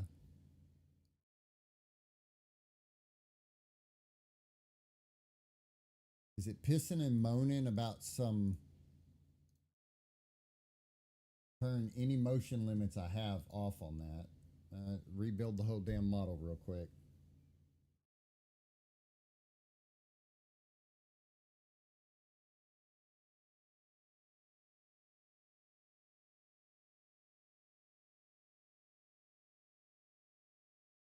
Cannot resolve some component positions because there are conflicts with assembly relationships in the design. Inspecting existing joints. Okay, I'm inspecting. Tell me what the issue is.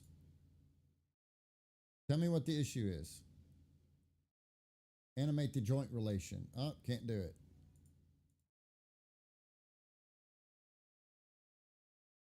Oh my God.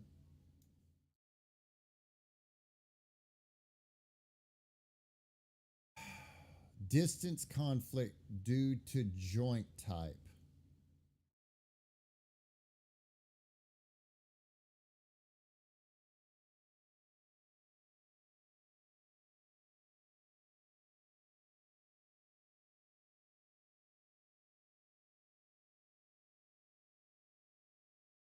I'm at a loss for words.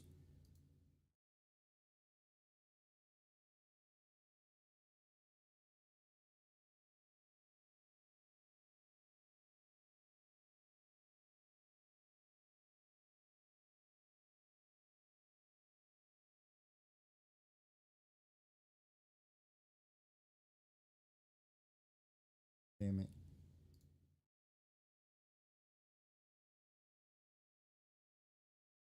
Turn this off.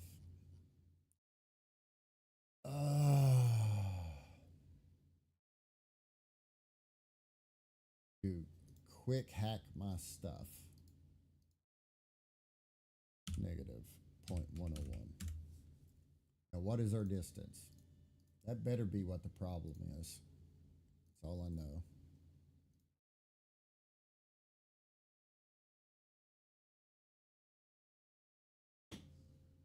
No, the linkage is absolutely possible. 1,000,000%. I could draw this and print it and it would work flawlessly. The only thing I'm needing to test in it is my range of motion for this full swing and where this ends. And then I would have to adjust my slide joint in here to allow it to work. But right now, as is, the only thing about this joint is I might move this to its full extent and it over pushes the hammer, or it may not push it far enough. But other than that, there's not a rotational reason why it wouldn't move. This is literally just it's an ongoing nonstop issue that I constantly am having with using Fusion. If I still had Inventor installed, I could literally um, go in and in 2 seconds recreate this whole joint and it worked flawlessly. And it's so frustrating.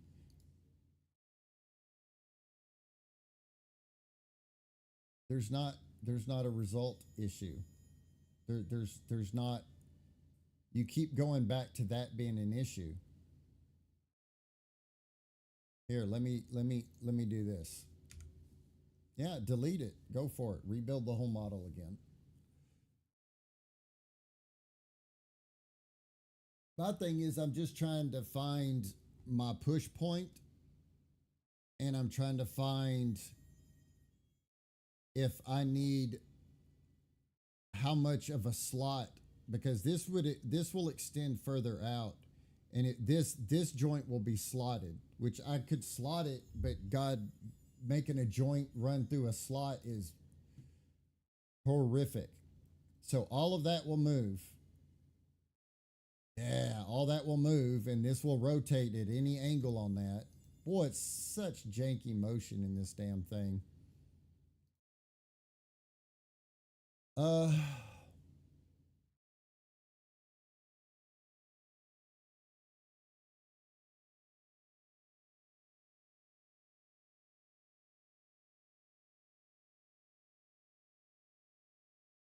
So we will test this stupid thing here. Let's put us a sketch here. Let's find our rotational center point of this stupid thing.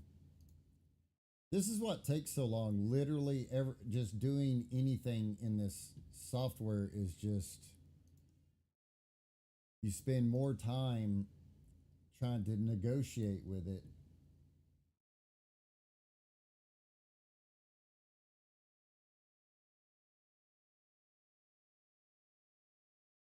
$54,981.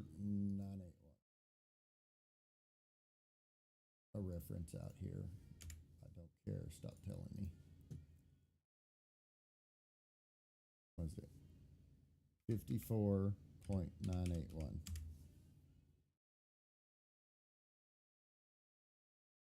If I do that,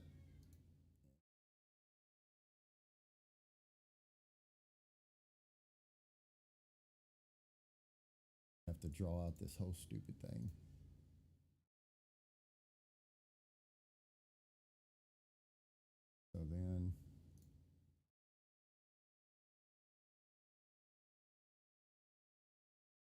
So supposedly, if I go in here and I put a damn hole right here, now at this point, when I recreate this and join from here to here, they are the exact same angle, same everything. Not a reason why it shouldn't work.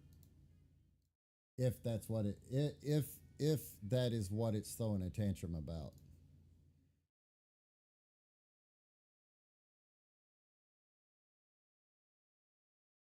Which if it is, they need to get their head checked.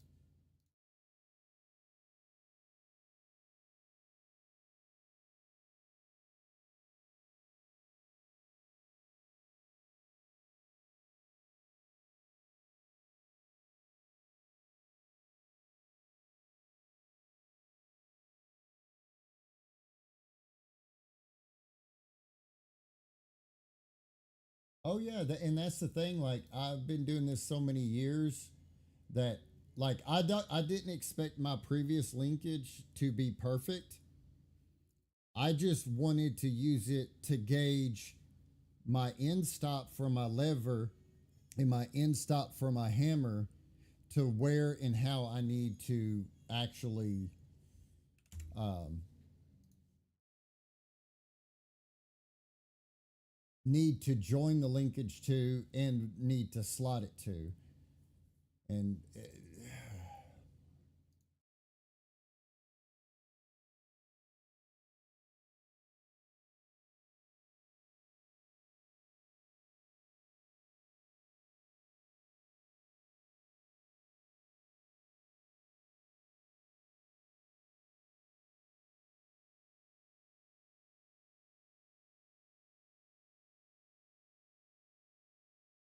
all right, stop. Come on.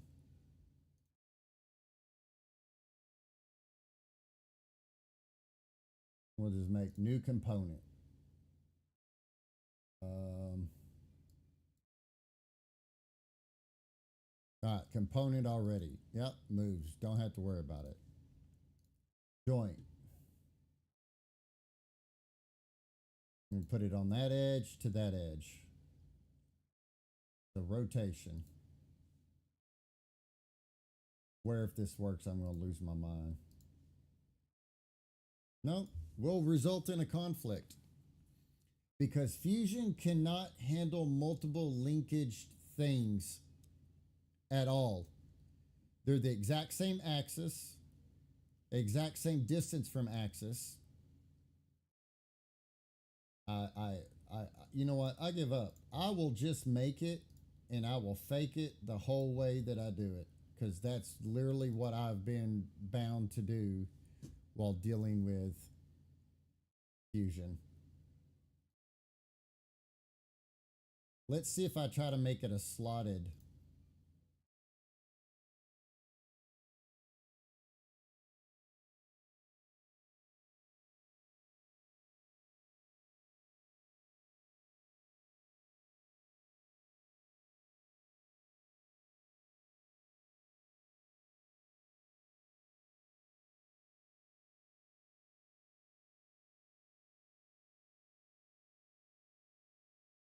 Yeah, that'll work.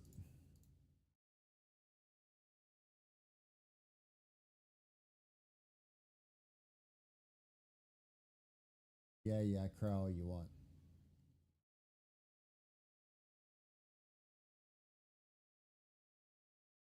God damn it.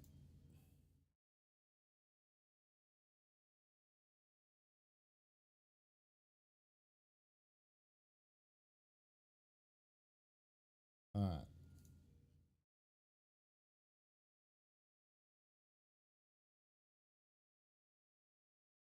Oh God, I hate even doing this.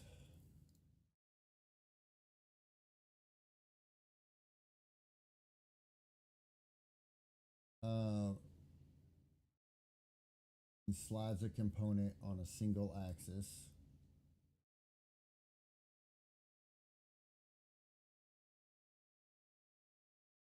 Don't think component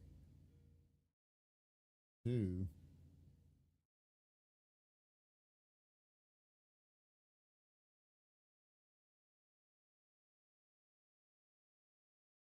Oh, I hate even trying to figure whoever, and I've said it before and I said it in the forums and I got banned from the forums. Whoever was in charge of coming up with the new joint system for Fusion should have never been allowed to ever touch any type of modeling software. I don't care who they are. If you have to sit down for days and days and days and do a refresher course every time you want to make a joint,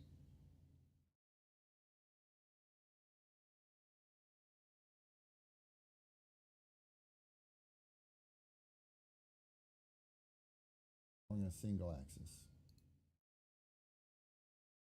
Component one, that's the axis. And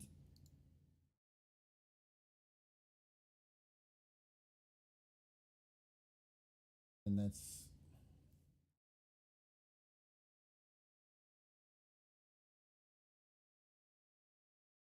just because I was just quickly drawing up the a slot just to see if it's going to uh do what it's going to do, because this is nowhere even close to what the linkage is going to be, and I'm about to just give up on even jointing it and trying to visualize it and just do it the way I know how to do it.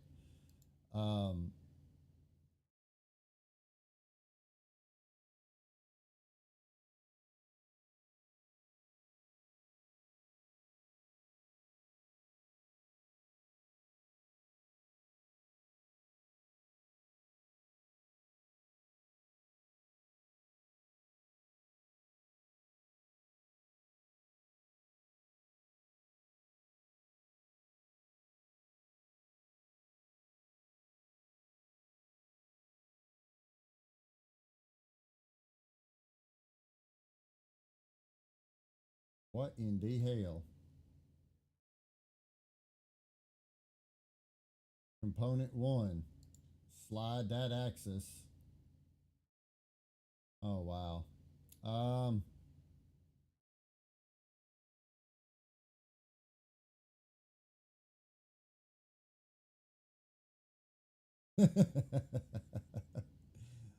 um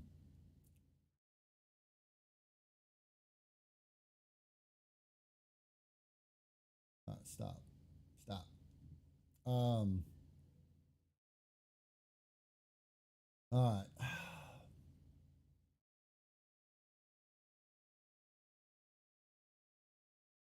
Not going to make a difference.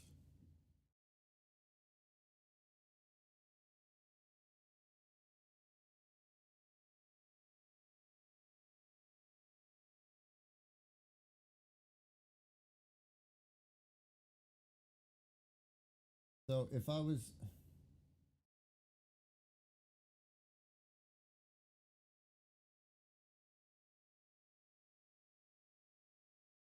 because what it wants me to do, this, it just, that's not.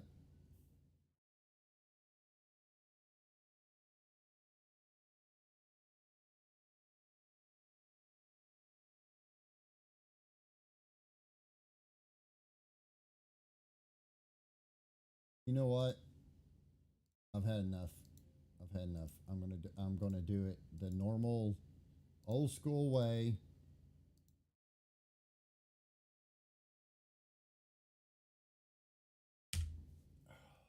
Get the hell out of here. There we go. Give my body back. Give my body back. I just wasted half hour of my life. Um,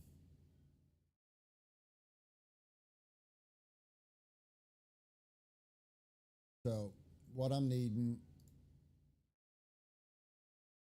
hang on, my range of motion,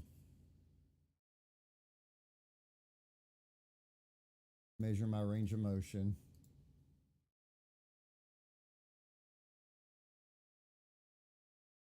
What is my range of motion? Could have just looked at the joint, but I don't trust the joint. 52 degrees. That's what I thought. Okay. And my range of motion on this dude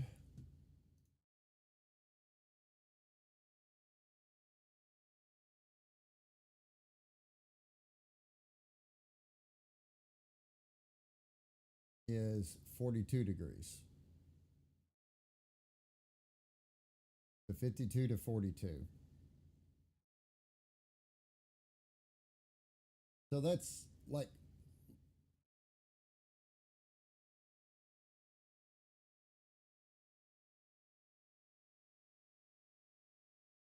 so instead of coming up with it into the same spot where I need to linkage it, I need to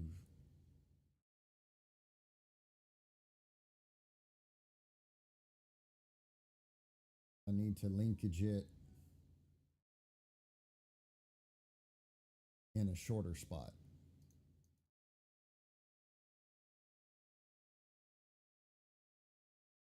So get rid of the body.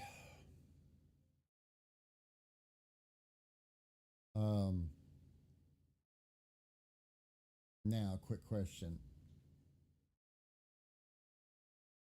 I have an 8mm.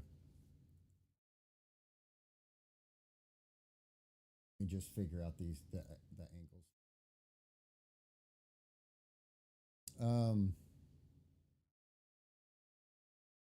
I know this is my spot I'm going to rotate from. My spot down here that I'm rotating from.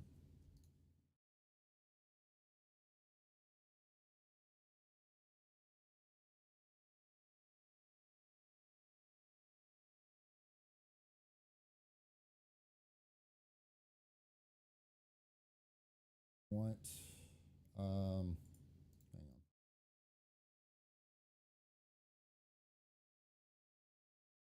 27,491. 27,491. I will need to end up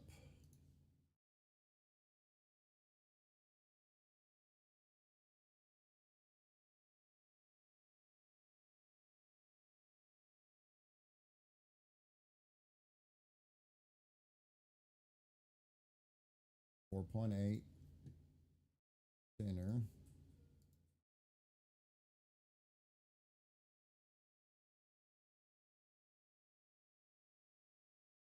.8.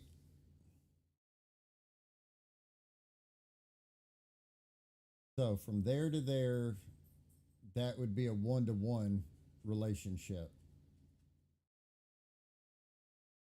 And I was 52. What was I? 52 and which one of these? This one?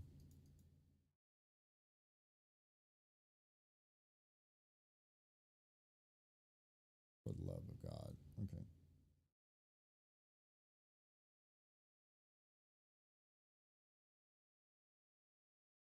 Wait, what?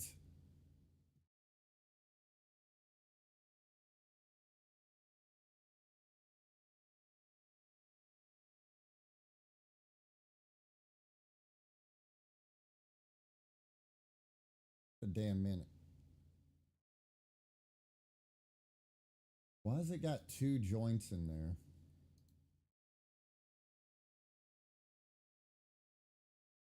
Oh, never mind. Screw. Turn damn screws off so I don't have to look at them. So what was my limits?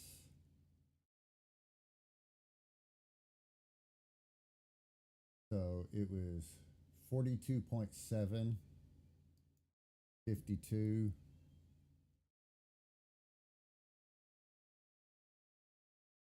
Okay.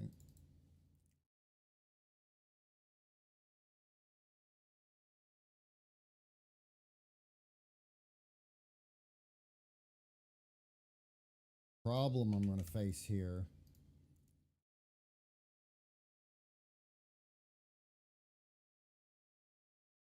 Okay, so that, even though this has a shorter range of motion than this, the distance I move that down should increase the range of motion to almost be exact, if not a little too much, which is fine if the range of motion stops the lever on the hammer and not against the body. That's fine. But the problem I have now is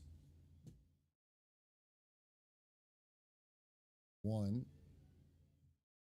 can't let me select.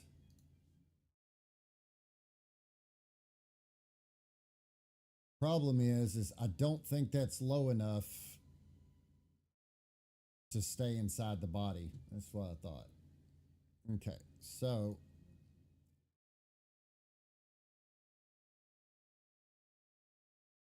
what I'll have to do, oh no, that's going to increase the pressure so much.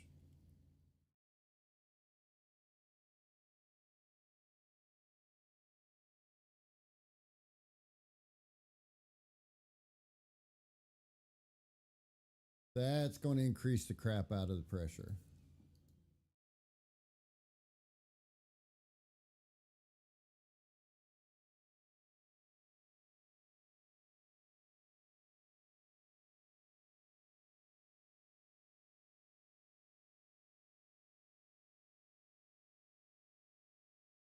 And then even when we get to that point, it's not going to be pushing back.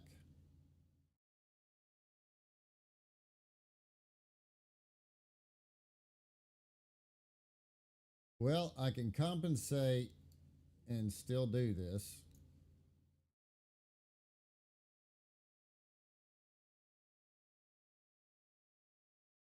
By coming,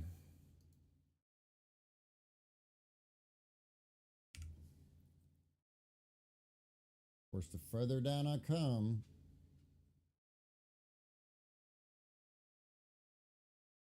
what did that bring this line to? Right, yeah, 42 versus 52, basically.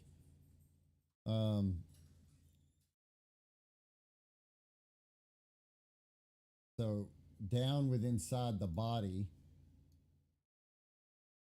I'll have to start it off with a slot.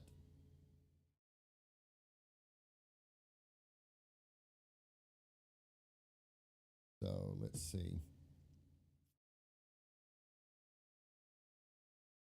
This range of motion.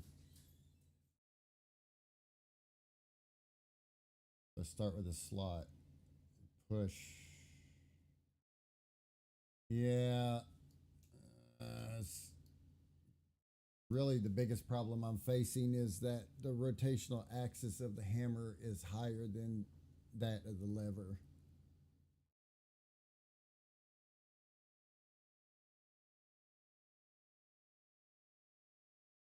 I mean, technically, I could do exactly what I did in the volcanic, and it works perfect.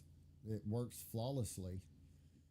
Is already have the lever setting against the hammer, well, a ways from the hammer, and then the lever, because that was the exact same problem I ran into back then, was the rotational axis of the hammer was much higher than of the lever. Where's my, hang on. I did a variation of when I did my bounty hunter version of my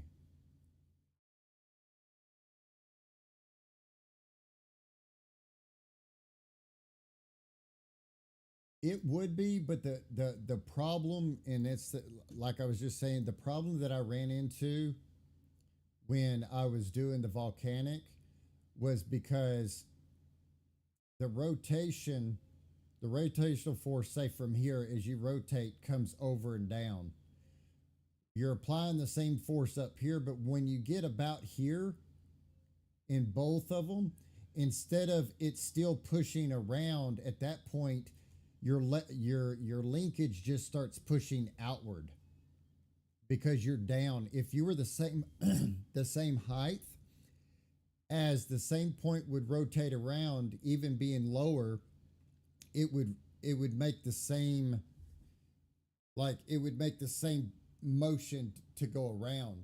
but because it's higher, as it comes around, it gets to a point that the linkage is just pushing away instead of, because there's no way for a lower linkage to pull it around a higher axis. And that's exactly what I ran into when I was doing the volcanic. And to simplify it, um, I just came up with allowing the lever itself to set off of the hammer, and it works perfect. It literally works beautiful. Um, Actually, let me go grab one.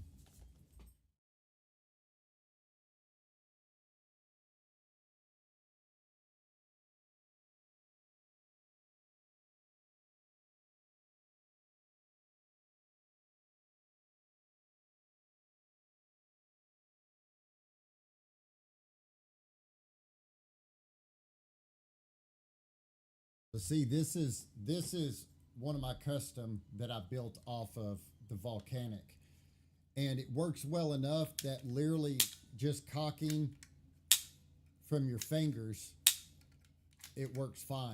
And of course, you see, there's not much distance.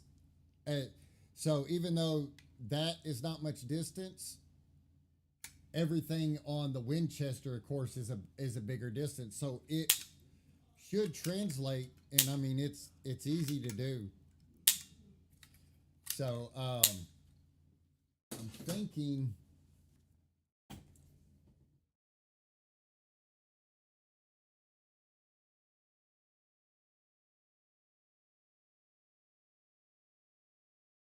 I'm thinking, but see, now I got to deal with the distance.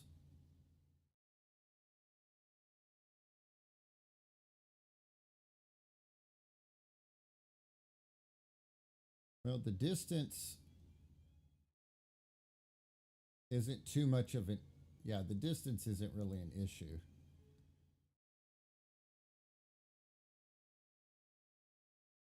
So just for giggles here, um, actually, hang on a second. We're talking about, I know this is wider, 9.2, and this is 9. Yeah, not much wider. Uh, and technically, I could just bring it to 9.2 without much of an issue. Um,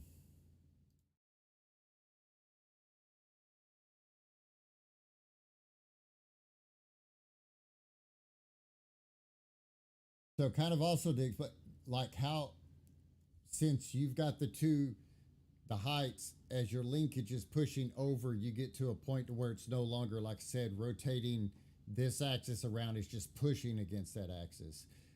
Having the arm like I did on the volcanic, that kind of solved the problem of being two different heights, because once it engaged, as it went around, it still, it even though this lever, as this here, let me turn this body off and I'll show you what I'm talking about. Even though these are two different axes, and as this lever goes back, the point of this actually slides down this a bit. That's how I'm having to compensate to make sure that this axis still has the same rotational force to go ahead and go past that. So I'm pretty sure.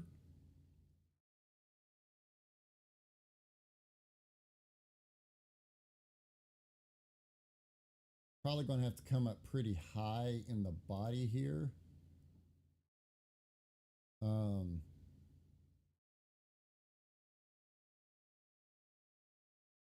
let's do this. Let me get from here to here, that out of here. Uh, and that also solved the problem of the lever not being linkaged and not having to do a slotted linkage, so that the lever can come back and the hammer can stay cocked, and it can be cocked and all that stuff freely by itself. Um,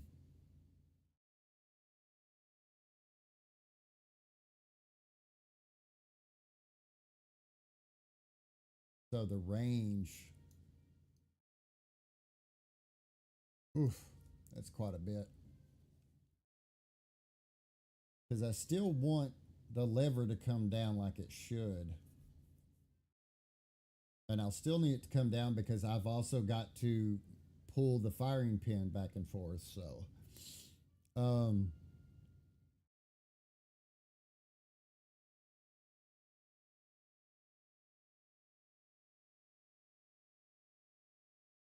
trying to visualize. It can't come up higher than that.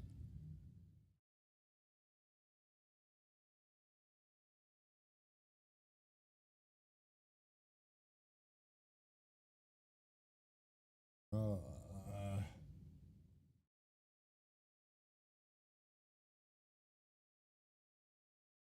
what distance am I working with here?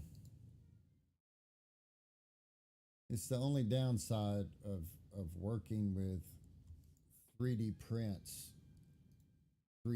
Making sure it can be 3D printed.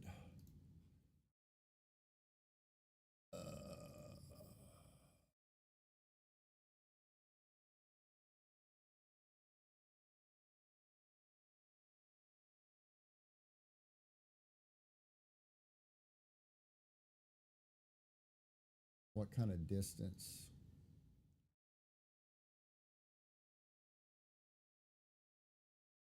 So if we do it at an angle, can't really do it at an angle from that high.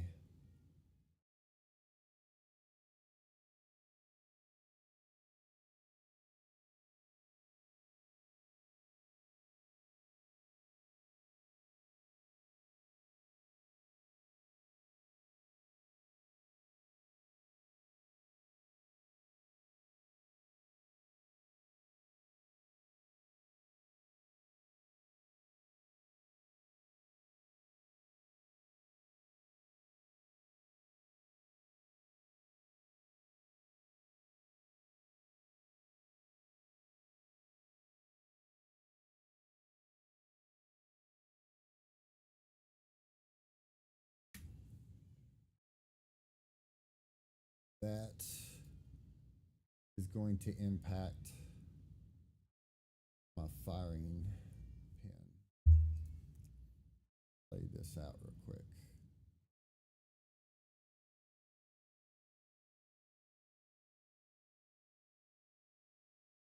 My firing pin.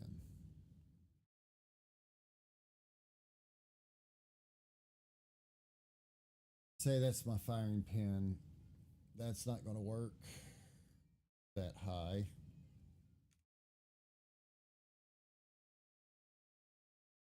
Really? See, that's the other thing that I absolutely hate about Fusion.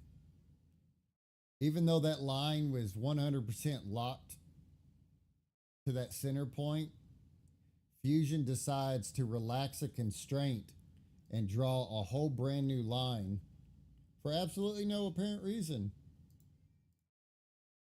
Same thing. Now you won't let me do it. Why'd you do it to begin with?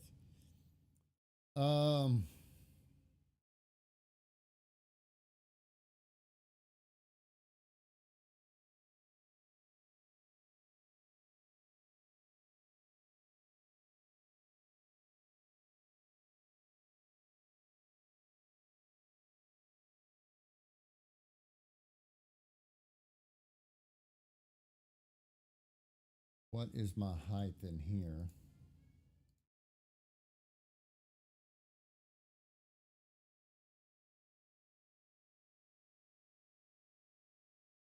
Oh my God. Please stop.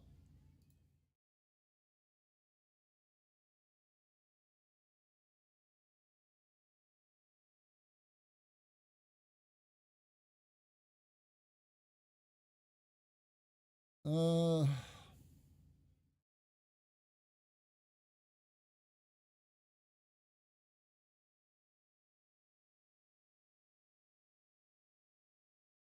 damn.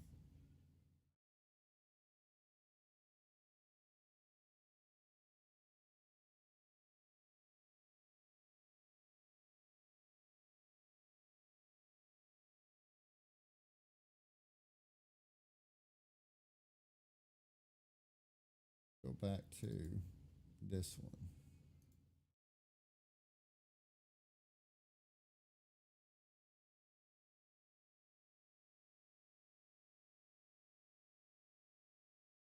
Uh,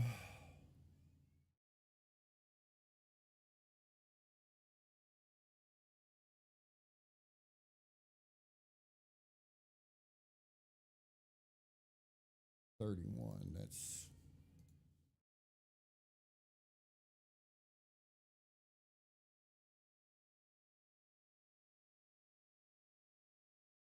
I am seriously limited here.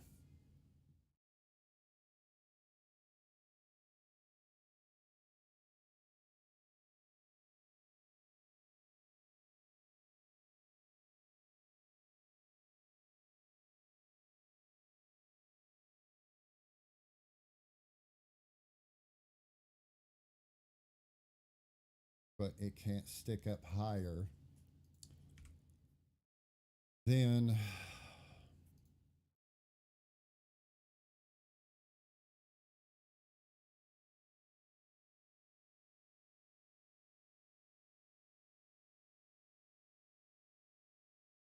well, piss. I may have no choice, but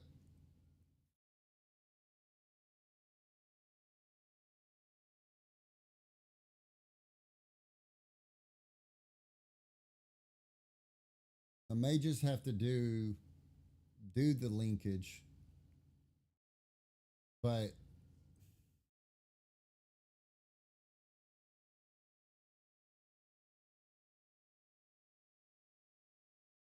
have it connect. See, the closer I get to that axis, the harder with the spring I'm gonna have to fight that spring. Um,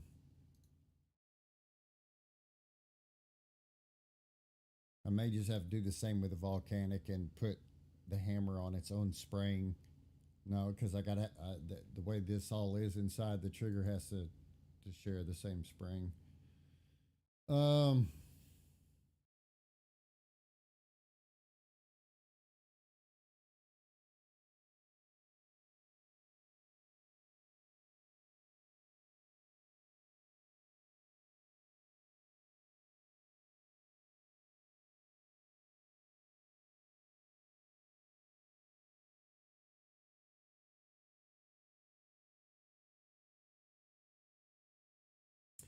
um, the linkage would pull down on the firing pin as it's going back, but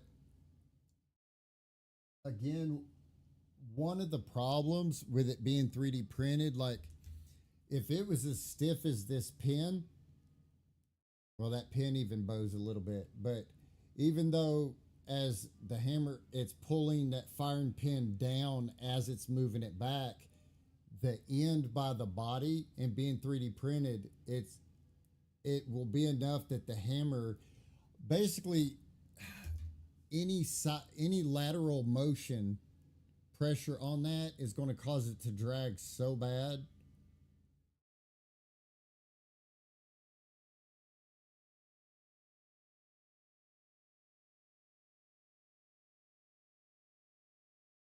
Even if I was to come in here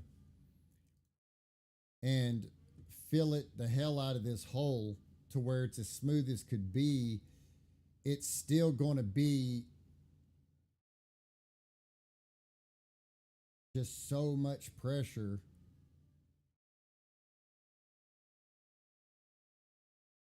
Because imagine that right there, and this firing pin coming out here, and before that latches, all that spring pressure is pushing up and against that.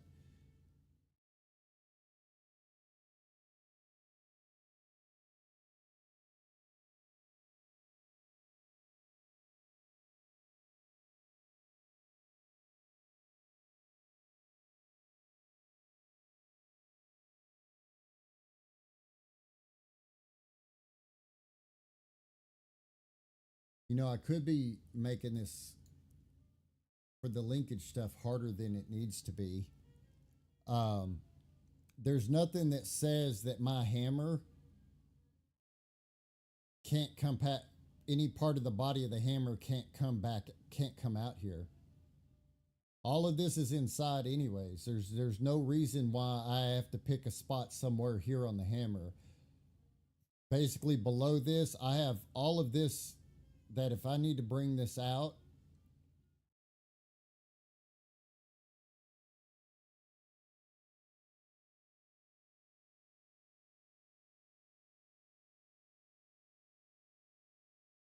which that might actually work. Um,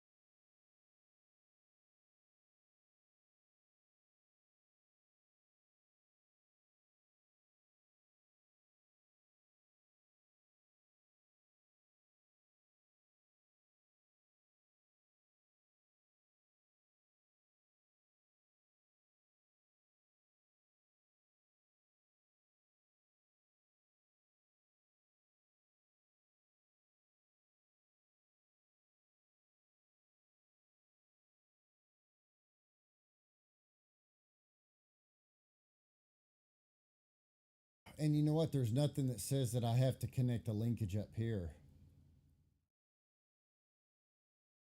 This was 52 degrees worth of swaying. This was 42, I believe, is what that was. So 10 degrees less. So there's no reason why I can't increase the range by moving it down here. All right, now that would actually decrease unless I moved everything.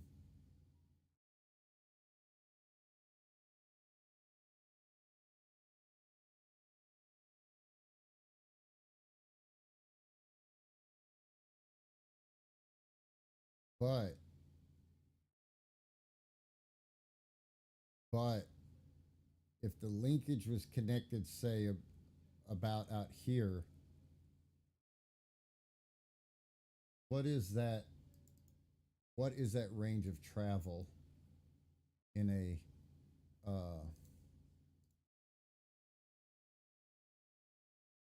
an actual?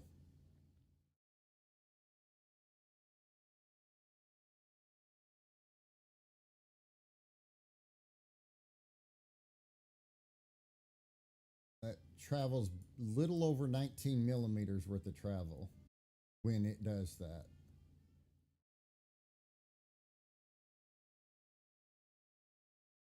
So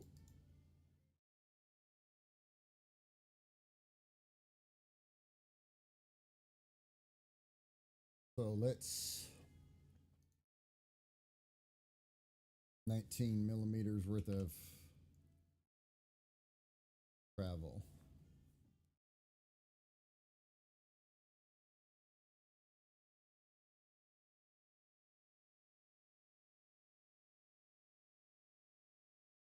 So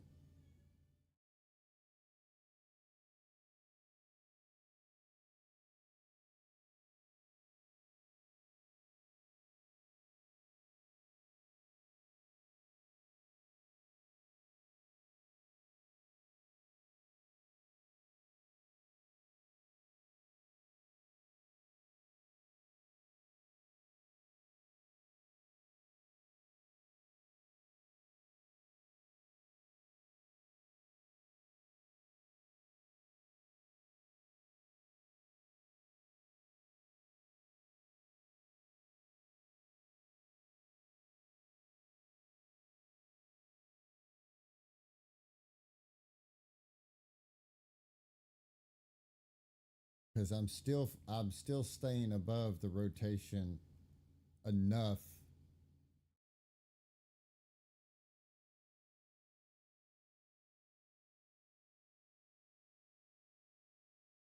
Man, you mind your business, Michael.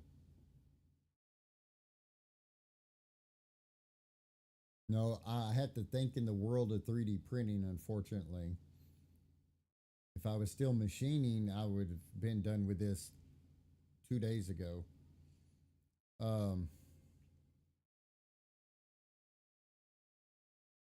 uh, that's not what I want to do. I want to.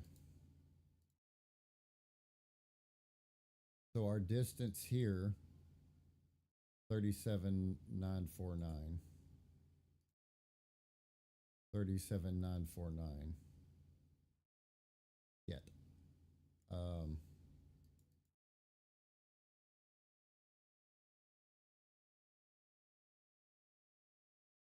hang on, let me 37,949.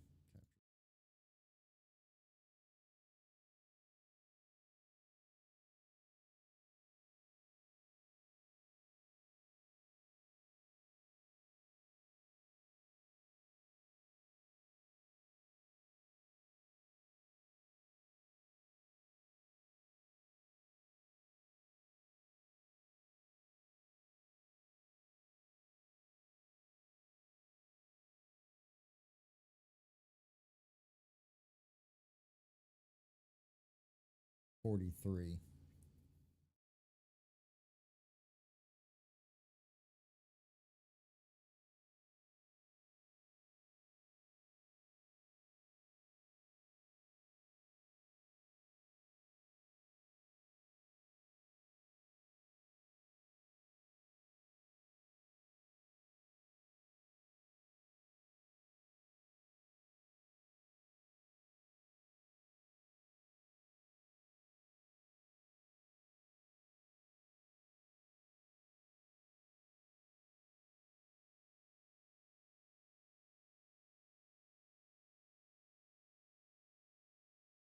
$38.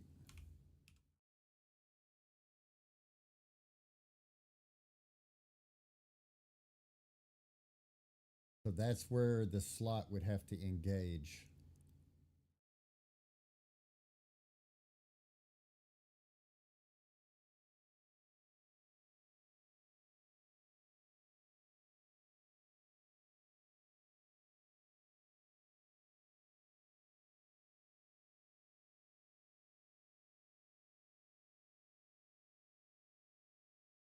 I still don't like. I mean, where that's at, that's the whole.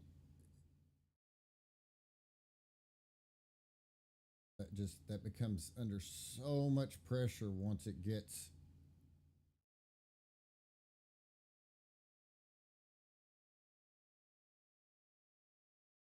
Problem with that.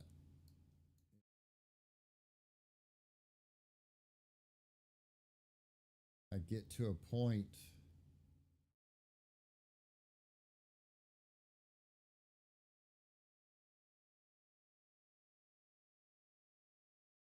That might actually not be too bad because where that ends up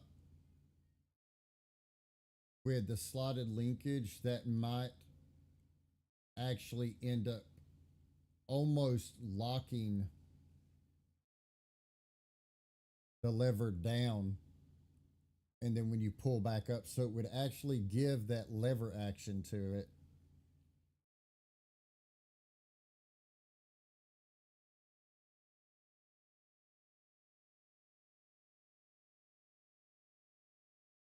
So the slot would need to the edge of the slot would need to be here.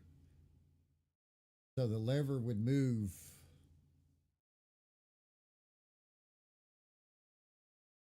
The lever would move a little over 5 millimeters before it engaged the hammer, which I would have to remember to make an engagement with a firing pin about 6.5, so that I have the firing pin slightly delayed.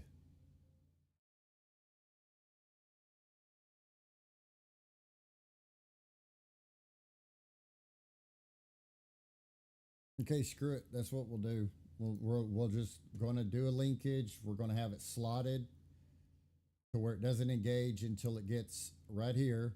And then, of course, it's going to be slotted, what, another 30 millimeters back, so it's going to be a fairly. The only issue with that is if this, gosh dang it,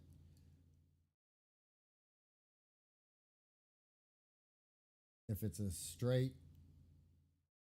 yeah, it should clear the body. It should definitely clear the body because that whole linkage is going to go down, and whatever's sticking out past the forward of the lever for the forward movement slot to allow free movement. Um, yeah, screw it. Just stick with the first idea. Um,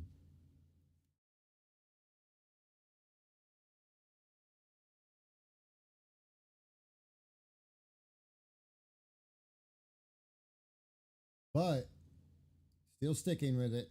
Still sticking with it. Still sticking with it.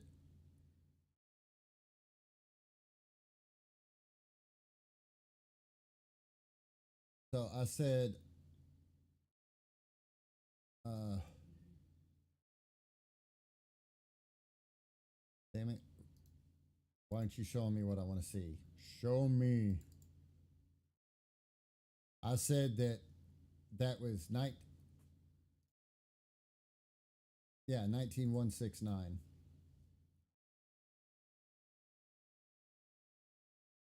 And that was 19169.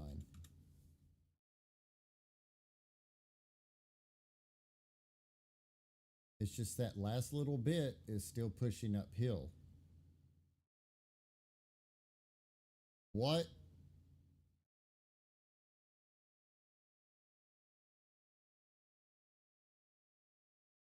issue?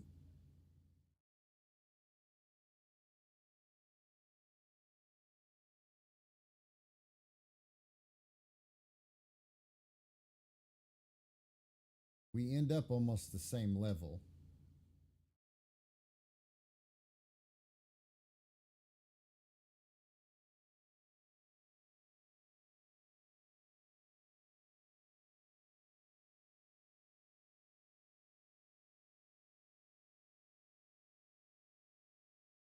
Which is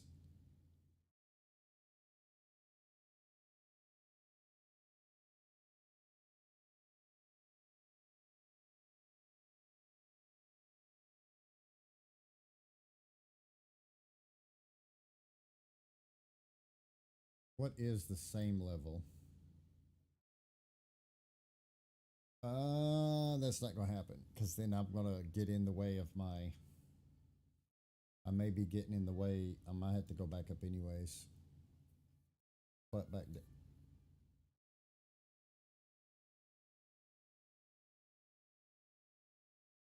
Might be getting in. Yeah, coming down that low, I'm going to get in the way of my.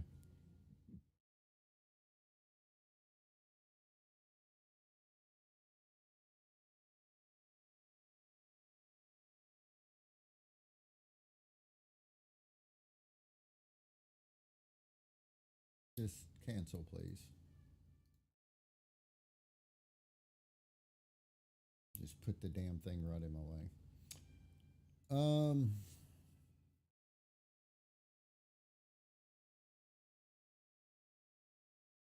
That's going to cut into my.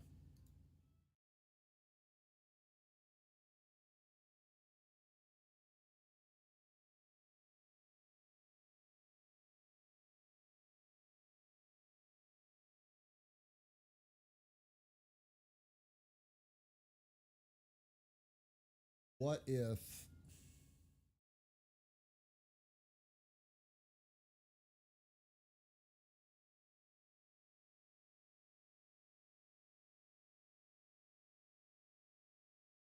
because that linkage being with the hole there going to come down and interfere. Because the thing is, I'm going to have to cut a recess in this whole thing or slot it for the linkage to work. But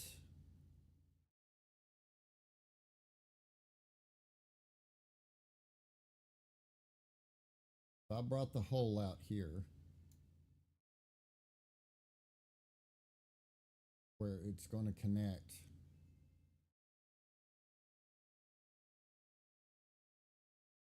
so that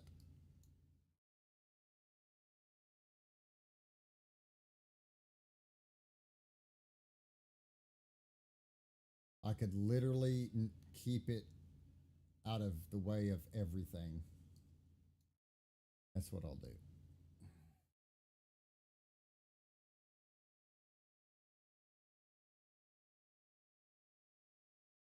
Okay.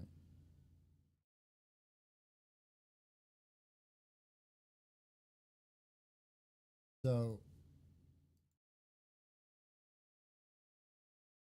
turn this body off for a second. About where the hole's at, project our line out. So what I'm really wanting to do is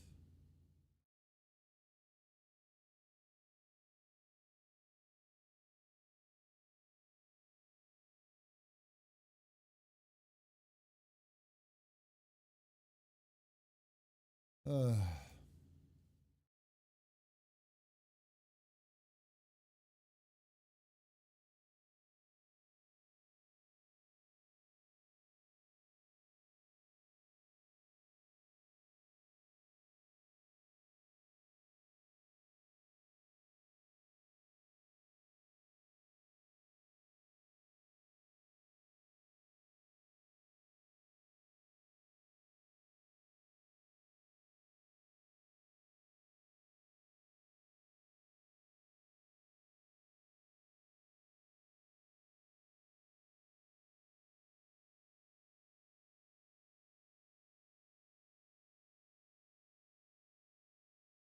what if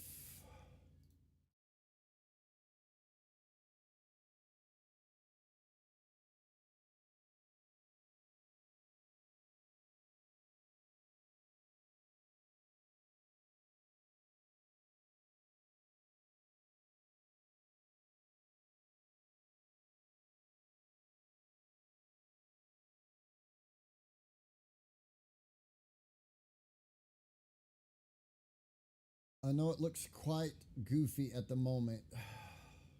Wait a minute. The heck? Oh, damn it.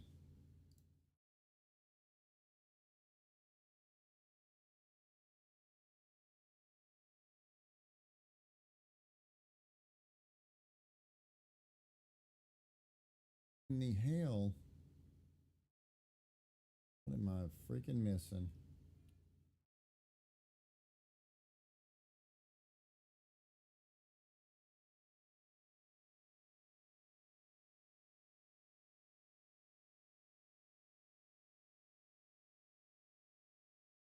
Wait, is that camera moving? What the hell? It is moving.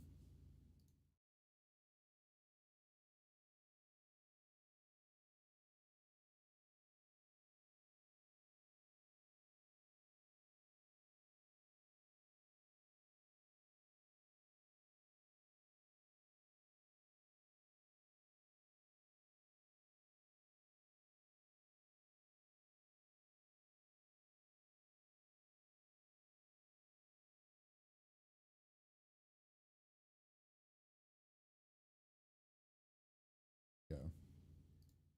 Why you wanted to move, I don't know. I don't care.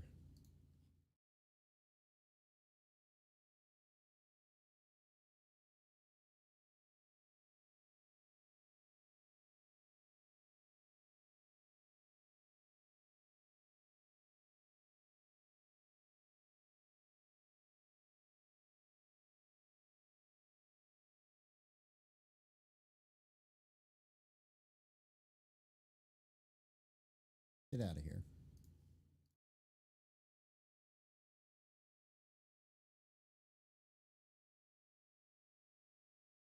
I know it looks goofy, just hear me out.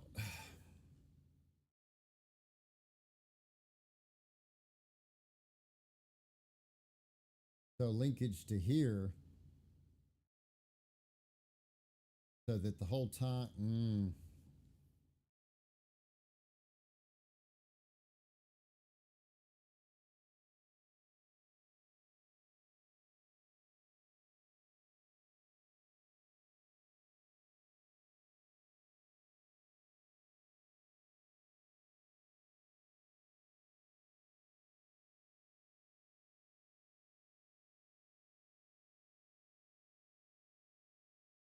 okay, so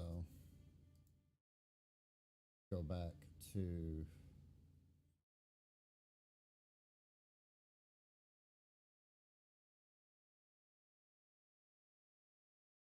shut up. Don't care. Oh wow. Okay, cool. Not even the 141. Oh shit.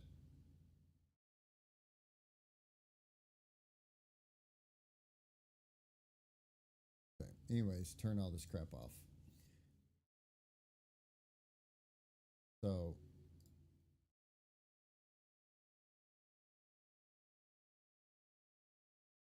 what is our distance here?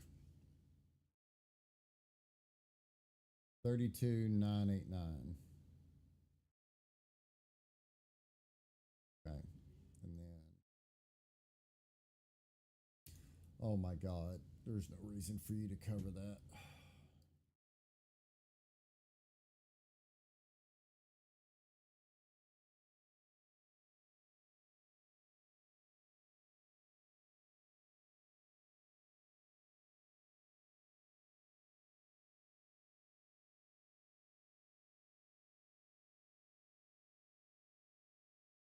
Thirty-four, 678.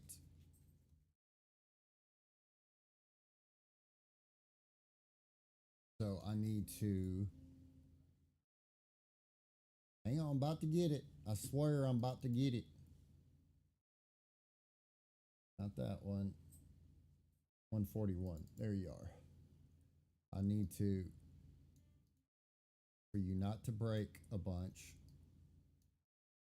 need you to move with me. That's all I need you to do.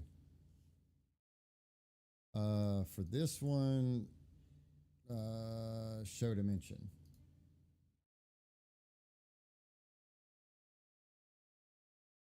Oh, I didn't actually put a dimension in there. That's smart of me. Well, it's because I know why. 32,939.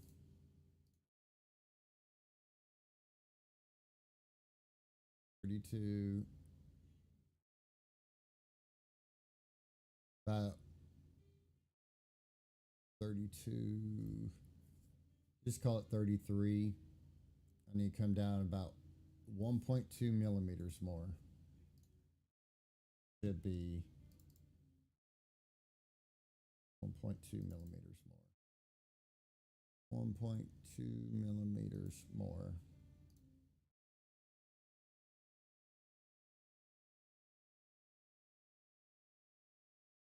$15.5.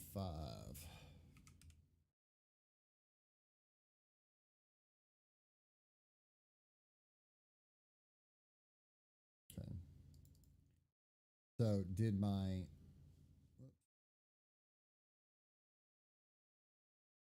screw up this? Did I? 32,862. Okay. 32,862.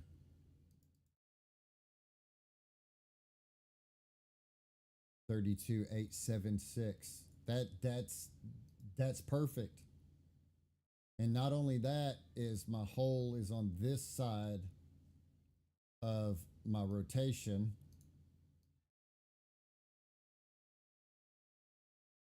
so that the whole time this lever is pushing, it is pushing up and around.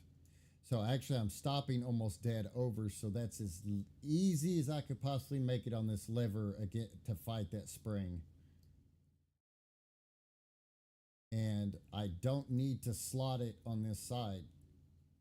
I am going to double check this with a new sketch though.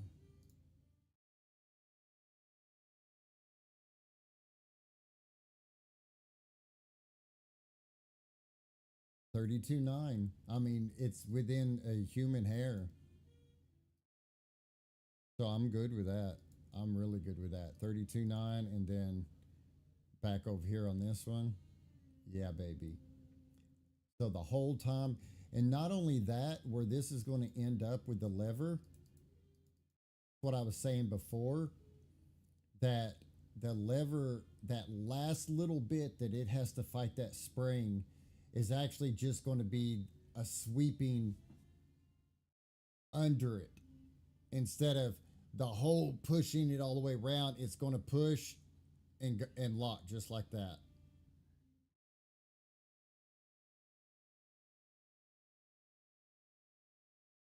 Hmm. What I'm saying. That's what I'm talking about. As we come around, we drop into the first slot. We come back around. It would have moved out a little bit and then come down. So we're body clearance. We don't have anything in the way. We're good with all of that. Perfect. Perfect, perfect, perfect. So now that I have this protruding outward, I don't have to worry about my linkage hitting this, because I can make the linkage literally rotate on that around this area, and it will not touch or interfere with that. So I'm totally cool with that. All right, let me save the crap out of this real quick because I haven't saved in like 2.5 hours, 2 hours.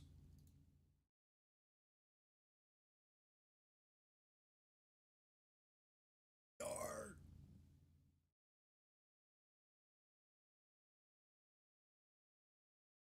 Hmm.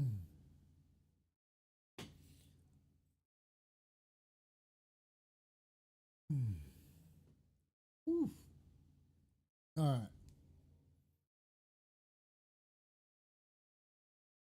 So I just need to.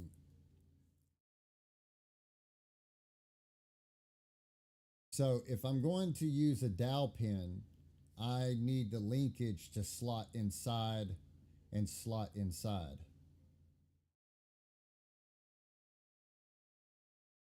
But that's going to limit, because I have 8 mil dowel pins. You know what? I'm already ordering new screws for pretty much everything on here so far. So let's just see about some. I don't think they make 9 millimeter set screws. I could be wrong, but let's just look. Let's just look. 9 millimeter don't make set screws. Um, 8 millimeter, they do make set screws that are 8 millimeter. Do I have 8 millimeter set screws?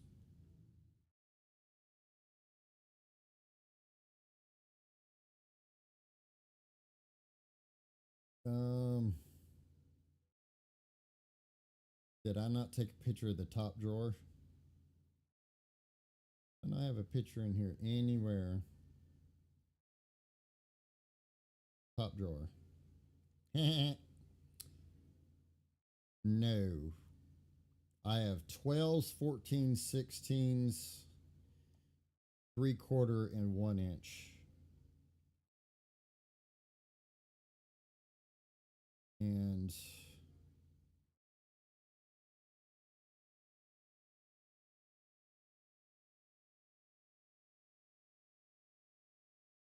I have 10 mil dowel pins and 8 mil dowel pins.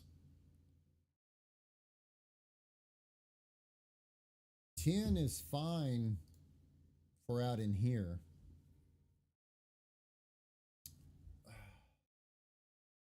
I don't think cutting it and make the linkage like fit half of the one side is good. For this linkage, it needs to be inside and supported equally instead of allowing any of the parts. Uh,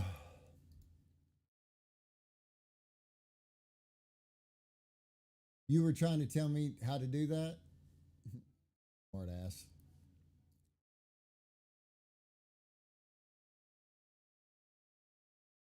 It may protrude just a little bit, but I'm okay with that. I'm okay. I'm okay with that.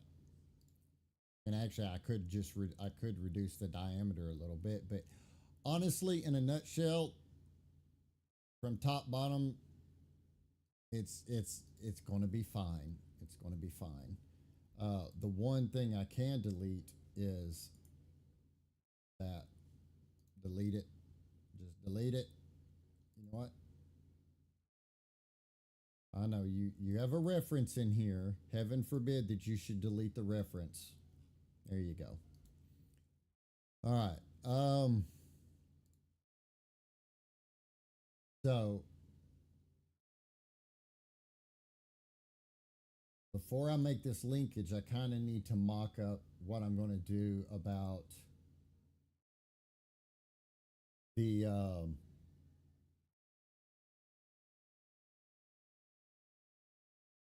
the firing pin. Um,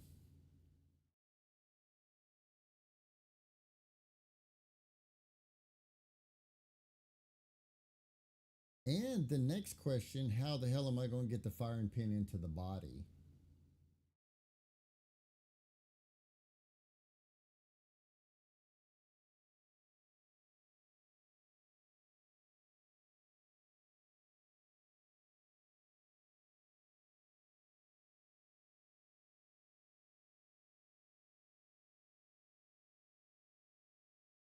Then I keep forgetting I still have to make the rear sight and the slide and stuff off the top of the frame.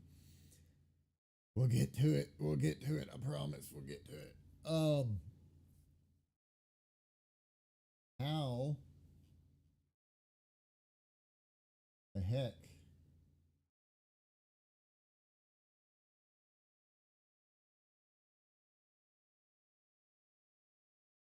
firing pin?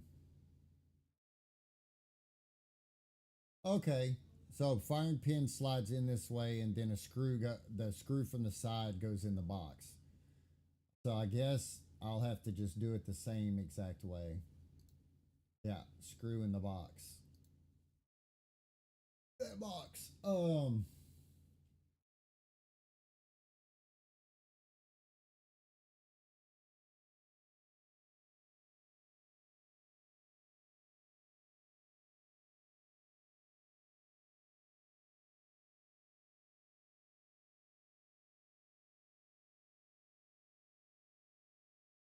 Oh, for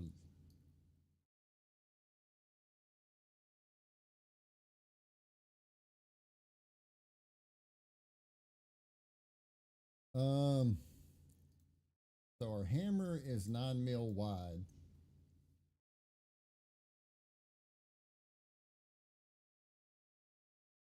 Did I say they made what size was I looking at here?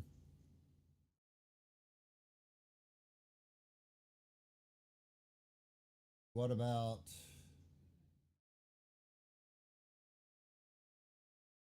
okay, you're not being helpful.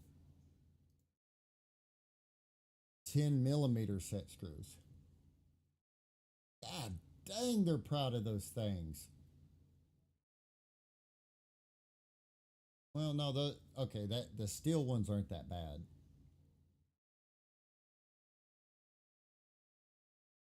Uh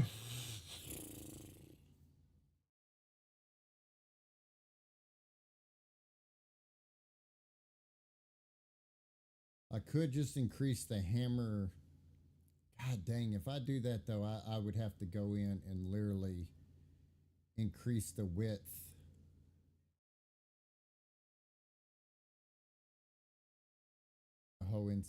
I mean, it's not that big a deal. Don't think. Let me turn this off.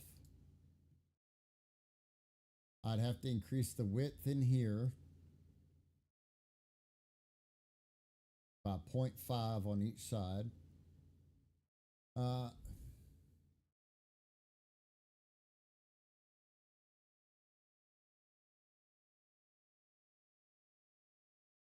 Let's see, 9 millimeters. We're actually working with 8. Leave a millimeter on each side. That leaves 6. Then take a half off. Now take 0.6 off.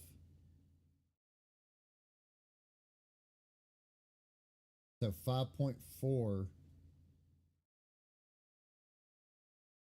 You know what? I can work with that. I can work with that. So let's just get going and do something.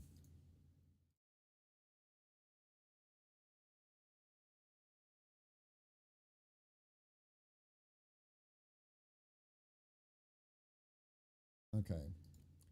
So if I was to make the ear of this 5 millimeters, let me think this through for a sec. 5 millimeters.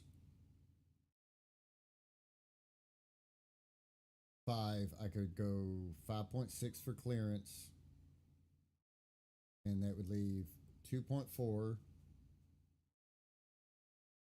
That'd be 1.2 each side.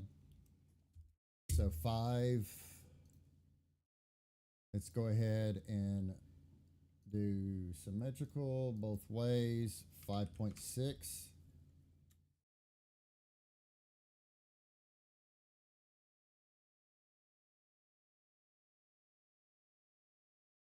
Okay.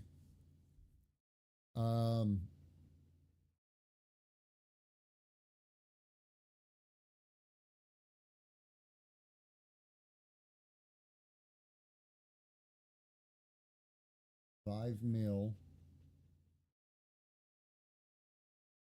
And I mean, I can make it solid as.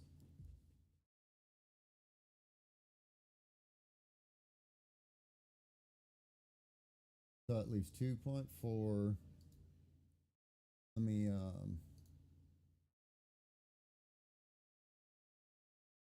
metric M3. Oh wait, I was going to buy 10 millimeter. Never mind. I dumb. I was going to buy 10 mil. Wait, not dumb, because I didn't increase the size of that. Let me. I wish they would freaking open that in a bigger screen instead of having to adjust it every time. M3 8 millimeter.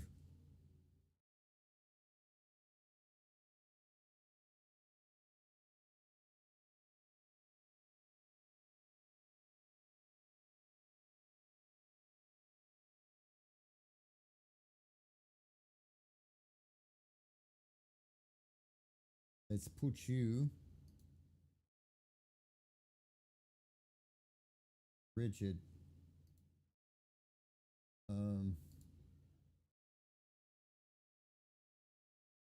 Set you in negative. No, it was right. 0.5.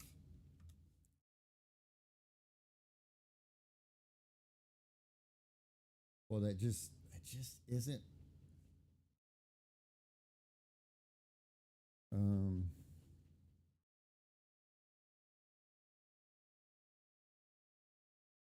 that's just not much getting in there.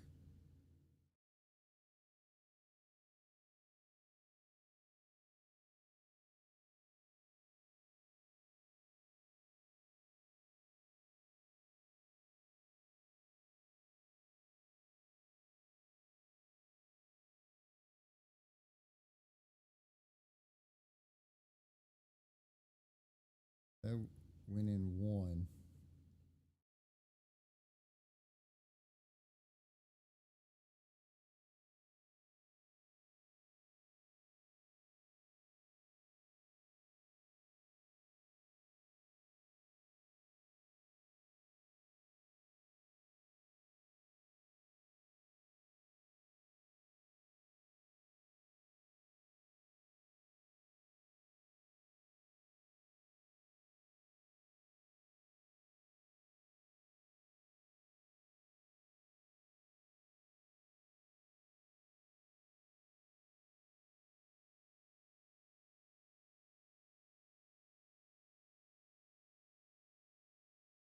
going to have to be.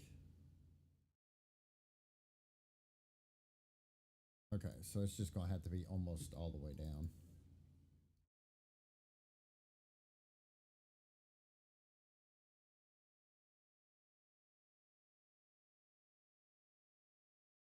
What the hell are you doing? Finish what I'm doing.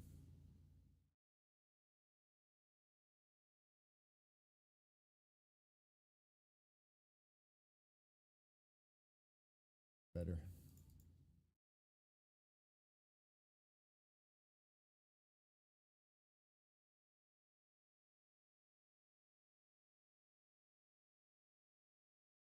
That will work.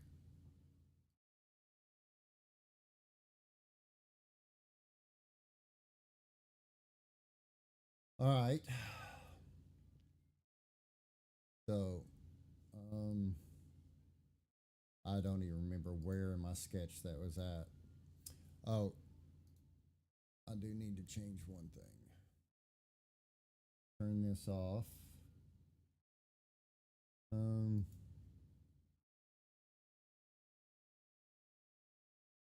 No, finish.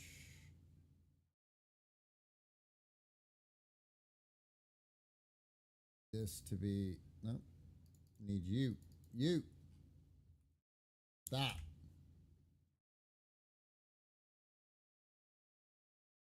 Two point eight.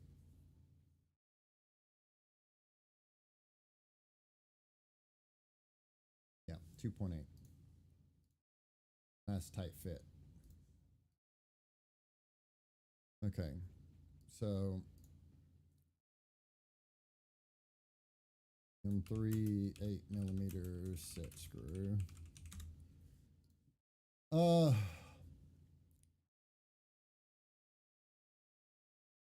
we'll. What is 9mm? 3.5 or 0.35?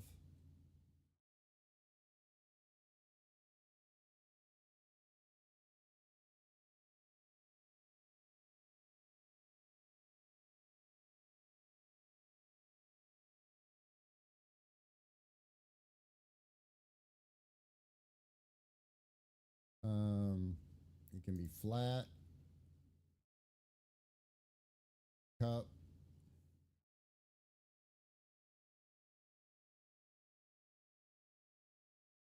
um,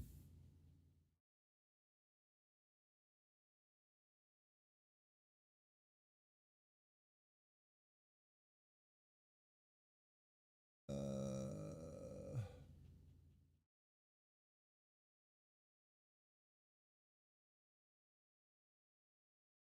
no, the the linkage, any of the moving parts, I've found to be next to no wear and tear across the threads. I've got some kits that have lots and lots and lots of pressure on them, rotated 1,000 times, and you take them out, and it's not even. You can mic them, and you might get 100,000ths of a millimeter that it's worn down.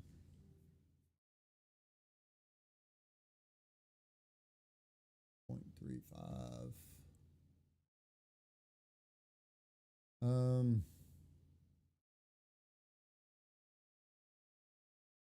5/32.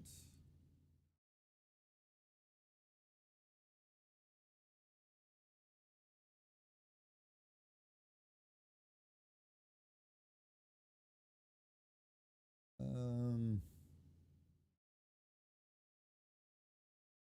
3/8.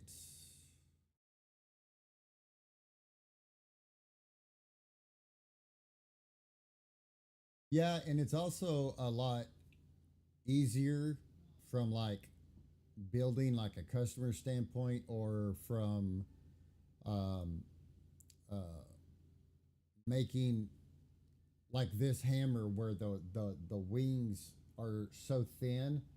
using a set screw, you're going to tie those each side together. Where a dowel pin, you could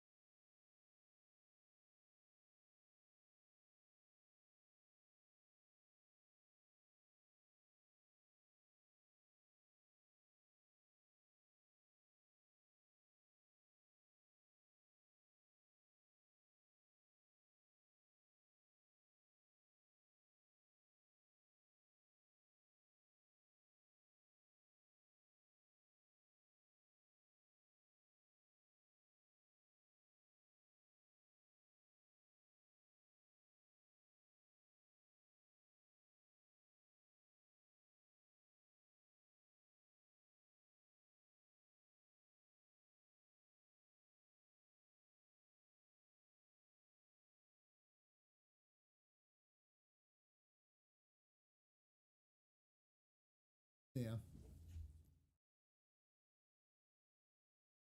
Okay, I'm not sure.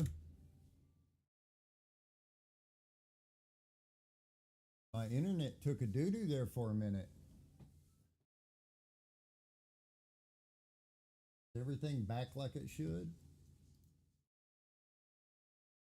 Yeah, it is. Okay. Took a big doo doo for no reason. The 3/8 is too much. 5/16.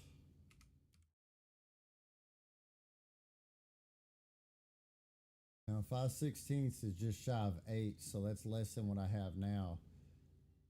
So I can go a half a millimeter too much, or oh, what I was saying. Sorry, yeah, I'm not quite sure how long my internet went down. Was what I was saying is in using, especially like in the hammer, where you have um, such thin walls on each side, you could put a dowel pin in there and glue the dowel pin on both sides.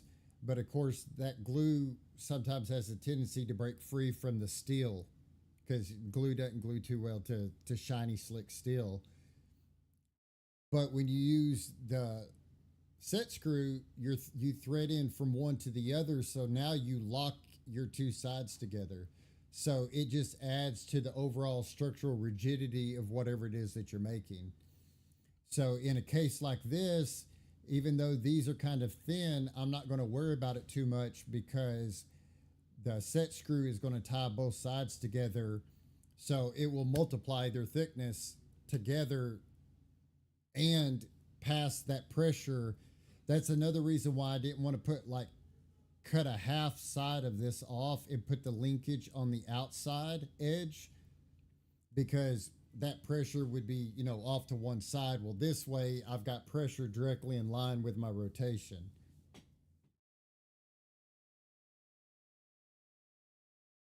So, uh, okay. So what I was doing here,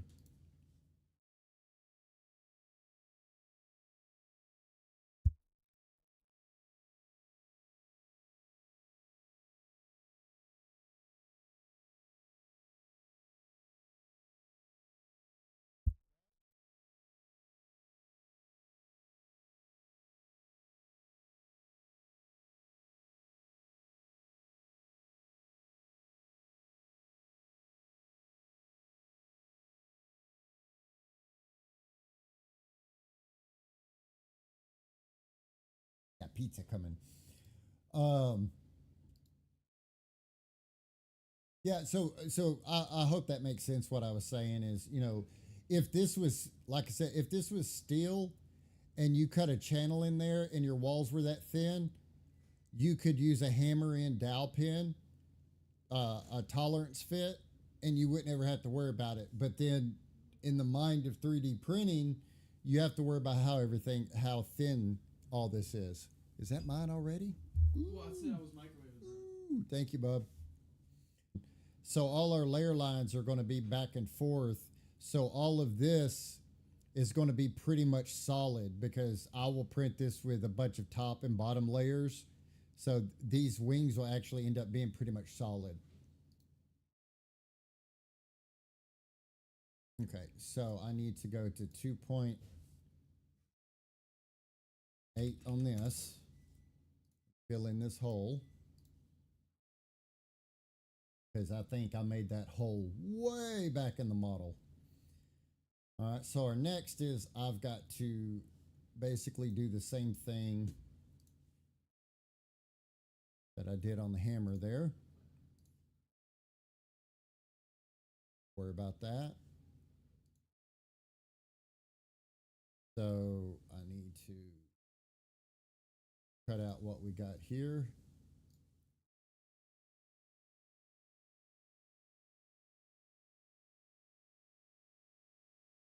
And I am going to cut off some of this top just so that there's not this weird little point like I got to go clean up over here on the hammer. So damn you.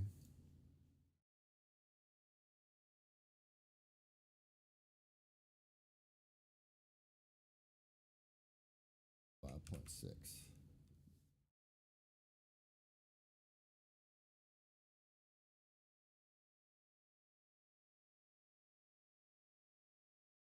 Okay.